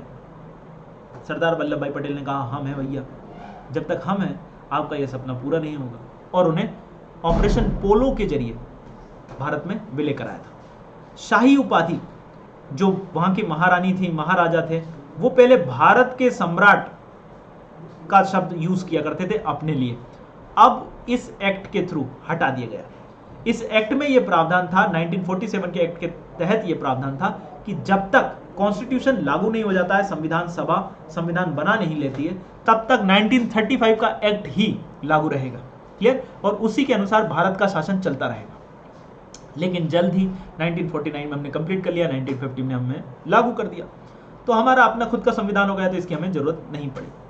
जो गवर्नर जनरल था माउंटबेटन हो, वो महामहिम द्वारा ही नियुक्त किया जाना था। 15 अगस्त 1947 को भारत और पाकिस्तान को बांट दिया गया और अलग अलग। ये विभाजन बहुत खतरनाक था दोस्तों, क्लियर, ये विभाजन बहुत खतरनाक था। और ये अब हमारी जिम्मेदारी है कि हम दोबारा विभाजन ना होने दें, क्लियर। सांप्रदायिकता को उतना बढ़ने ही नहीं दें, सांपों को पलने ही नहीं दें, इस सांप को पलने ही ना दिया जाए। संविधान सभा विधानमंडल की भूमिका में भी रह सकती है जब तक कि नई लेजिस्लेचर क्रिएट नहीं हो जाती, नई गवर्नमेंट नहीं इलेक्टेड हो जाती है। तो 1947 का एक्ट ये सुविधा भी देता था, गवर्नर को पावर देता था कि वे इस एक्ट को एग्जीक्यूट करें। पाकिस्तान ने गवर्नर बनाया था मोहम्मद अली जिन्ना को, भारत ने माउंटबेटन पर ही विश्वास जताया था, क्लियर। तो उसके लिए एक आयोग भी बनाया गया जो दोनों के बीच बाउंड्री को क्लियर करता था। ये 1947 का एक्ट है। तो ये रहा हमारे भारत का संवैधानिक इतिहास कि भारत के संविधान से पूर्व कौन कौन से प्रमुख कानून थे जिन्होंने राजनीतिक और प्रशासनिक ढांचे का विकास किया। Very very important. एक क्वेश्चन आप एक्सपेक्ट कर सकते हैं प्रीलिम्स में और एक क्वेश्चन आप एक्सपेक्ट कर सकते हैं मेंस में। शॉर्ट पॉइंट, बुलेट पॉइंट के रूप में हमने इसे समझाने की कोशिश की है। इसके पृष्ठभूमि को मैंने कहानी के जरिए बताने की कोशिश की है ताकि आपका कोई भी क्वेश्चन गलत ना हो, क्लियर। एक बार क्विक रिवीजन देख लेते हैं। नेक्स्ट क्लास जब भी रहेगी हमारी तब हम इसके सवालों को देखेंगे, क्लियर। तो क्विक रिवीजन चलते हैं। शुरुआत हुई थी 1773 के रेगुलेटिंग एक्ट से। पहला एक्ट था, कंपनी की हालत बिगड़ी हुई थी, इस वजह से ये एक्ट बनाया गया था। इसमें सुधार के लिए 1781 का सेटलमेंट एक्ट आया था, क्लियर। जो वायसराय थे उन्हें बंगाल का गवर्नर, जो पहले गवर्नर जनरल थे उन्हें पहले बंगाल का गवर्नर जनरल कहा गया। तो ऐसे पहले बने वॉरेन हेस्टिंग्स। दूसरा एक्ट था 1784 का पिट्स इंडिया एक्ट। विभाजन हुआ, द्वैत शासन लगा अपनी तरीके का। बोर्ड ऑफ डायरेक्टर वाणिज्यिक और राजनीतिक मामलों को अलग अलग कर दिया गया। पहली बार ब्रिटिश आधिपत्य शब्द का इस्तेमाल किया गया। परिषद के सदस्य 4 से 3 कर दिए गए। 1793 का चार्टर एक्ट व्यापारिक एकाधिकार को बढ़ाने के लिए था और इस दौरान ब्रिटिश कंपनियां मांग कर रही थी कि हमें ज्यादा एक्सेस दिया जाए इंडियन मार्केट की ओर। सुप्रीम कोर्ट की पावर भी बढ़ा दी गई। 1813 के एक्ट में ब्रिटिश ईस्ट इंडिया कंपनी के पावर्स को लिमिटेड कर दिया गया, उसकी मोनोपोली को समाप्ति कर दिया गया। सिर्फ एक्सेप्शन रखे गए चाइना और चीन को छोड़कर। एजुकेशन और रिलीजियस मैटर पर दखल शुरू हुआ ताकि भारतीय कल्चर को इस रूप से बदला जा सके कि वे भारतीय बाजार बन जाए ब्रिटिश मेड उत्पादों के लिए, प्रोडक्ट्स के लिए, ठीक है। 1833 के एक्ट ने इस कंपनी के वाणिज्यिक रोल पर पूरी तरह से समाप्ति कर दी और अब कंपनी सिर्फ और सिर्फ एक एडमिनिस्ट्रेटिव यूनिट बनकर रह गई। उन्होंने कॉलोनाइजेशन को एक लीगल स्टेटस प्रोवाइड कर दिया इस सेंस में कि अब सोची समझी रणनीति के तहत भारत से कच्चा माल मंगाया जाएगा और भारत में पका माल, बना माल बेचा जाएगा। क्लियर हो गई बात। गवर्नर जनरल जो बंगाल के थे पहले, अब वो ब्रिटिश भारत के गवर्नर जनरल कहलाए। विलियम बेंटिक पहले बने। सदस्य संख्या 3 से 4 हो गई। विधि सदस्य मैकाले थे जिसका काम था भारत के कानूनों का संहिताकरण करना। बात की गई, प्रावधान डाला गया कि सिविल सेवा में खुली प्रतियोगिता होगी, जो लागू नहीं हो पाया। 1853 के एक्ट में इसे लागू किया गया। दास प्रथा को समाप्त करने का निर्देश दिया गया। 1853 में दास प्रथा समाप्त हुई।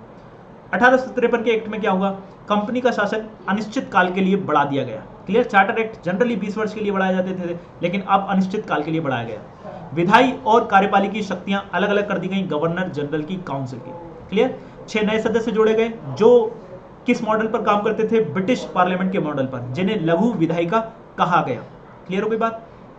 सिविल सेवकों के लिए खुली प्रतियोगिता का जो प्रावधान 1833 के एक्ट में था, 1853 के चार्टर एक्ट ने उसे एग्जीक्यूट कर दिया गया। क्षेत्रीय प्रतिनिधित्व किया गया। बंबई, मद्रास और आगरा की परिषदों से सदस्य इस लाए गए केंद्रीय विधान परिषद में। 1858 का एक्ट क्रांति के बाद हुआ था। कंपनी शासन समाप्त, ब्रिटिश क्राउन का प्रवेश हुआ। क्लियर। भारत का गवर्नर जनरल भारत का वायसराय कहलाने लगा। लॉर्ड कैनिंग पहले बने। नियंत्रक बोर्ड और निदेशक मंडल को हटाकर भारत सचिव बनाया गया, जो कि ब्रिटिश पार्लियामेंट में कैबिनेट लेवल का मंत्री था और वह भारत के समस्त मामलों को देखता था। इसके बाद हमने देखा था 1861 का भारत परिषद अधिनियम। क्लियर। जो कि बेसिकली ज्यादा कुछ खास नहीं था। विकेंद्रीकरण की शुरुआत के लिए जाना जाता है और अध्यादेश जारी करने की पावर देने के लिए जाना जाता है। 1892 का एक्ट कांग्रेस की स्थापना के शुरुआती संघर्षों के बाद आया था। थोड़ी बहुत संख्या बढ़ा दी गई थी, यह किया गया था। कुछ राइट्स दे दिए गए थे। क्वेश्चन पूछने का अधिकार तो था, लेकिन काउंटर क्वेश्चन पूछने का अधिकार नहीं था। चुनाव व्यवस्था की शुरुआत हुई। कांग्रेस अल्टीमेटली असंतुष्ट थी इससे। उदारवादियों को संतुष्ट करने के लिए कांग्रेस विभाजन के बाद 1909 का मॉर्ले मिंटो एक्ट यानी कि भारत परिषद अधिनियम 1909 लाया गया। क्लियर? राइट बढ़ा दिए गए, काउंटर क्वेश्चन पूछने की अनुमति दे दी गई, प्रत्यक्ष चुनाव का प्रारंभ हुआ और प्रत्यक्ष निर्वाचक मंडल की भी व्यवस्था शुरू की गई। 1919 में क्या हुआ? प्रांतों में द्वैध शासन की शुरुआत, ये चीज की गई। केंद्र की विधायिका द्विसदनात्मक बना दी गई और प्रांतों में बनाई गई ये 1935 में। केक की नियुक्ति की गई, पृथक निर्वाचक मंडल का विस्तार हुआ। सिखों को भी ये दे दिया गया जो 1909 में सिर्फ मुस्लिम को था। महिलाओं को वोटिंग राइट प्रोवाइड किया गया। यूनियन पब्लिक सर्विस कमीशन का गठन किया गया। केंद्रीय बजट सिस्टम की शुरुआत हुई। साइमन कमीशन इस बीच आया। 1919 की समीक्षा करनी थी, 1935 के लिए सुझाव देना था इस एक्ट को। उसके सुझाव पर मुख्य रूप से आधारित था 1935 का अधिनियम, जिसके लिए चर्चा के लिए लंदन में गोलमेज सम्मेलन भी बुलाया गया। इस एक्ट में क्या किया गया? ब्रिटिश संसद की सर्वोच्चता की गई, प्रांतों में द्वैध शासन की समाप्ति की गई और द्विसदनात्मक व्यवस्था प्रांतों में भी लागू की गई। केंद्र में द्वैध शासन की स्थापना की गई। ठीक है, द्वैध शासन एक्चुअली एक तरह से इनइफेक्टिव शासन था, इसलिए प्रांतों में समाप्त कर दिया गया था। बहुत सारी चीज 1935 के एक्ट से इंडियन कॉन्स्टिट्यूशन में देखी जा सकती हैं। 1935 के एक्ट से कौन कौन सी चीज इंडियन कॉन्स्टिट्यूशन में देखी जा सकती हैं? संसदीय शासन प्रणाली, मंत्रिपरिषद की रचना जो कि निचले सदन से बिलोंग करती है जनरली, क्लियर, और उसके प्रति अकाउंटेबल होती है। प्रांतीय स्वायत्तता, संसद की द्विसदनात्मक व्यवस्था, केंद्र राज्य संबंध, संघात्मक प्रणाली, अखिल भारतीय सेवाएं, केक और supreme court as a federal court. 1947 के एक्ट का एकमात्र सोल ऑब्जेक्टिव था भारत को आजादी देना, भारत में विभाजन करना और कुछ उसके लिए कुछ एडमिनिस्ट्रेटिव चीजें तैयार करना। क्लियर? जैसे कि उस एक्ट को एग्जीक्यूट करने की पावर कैसे दी जाएगी? तो गवर्नर को दी जाएगी, वाइसराय को दी जाएगी। आज के लिए इतना ही। जय हिंद साथियों, फिर मिलते हैं हम अगली क्लास में। तब तक के लिए जय हिंद।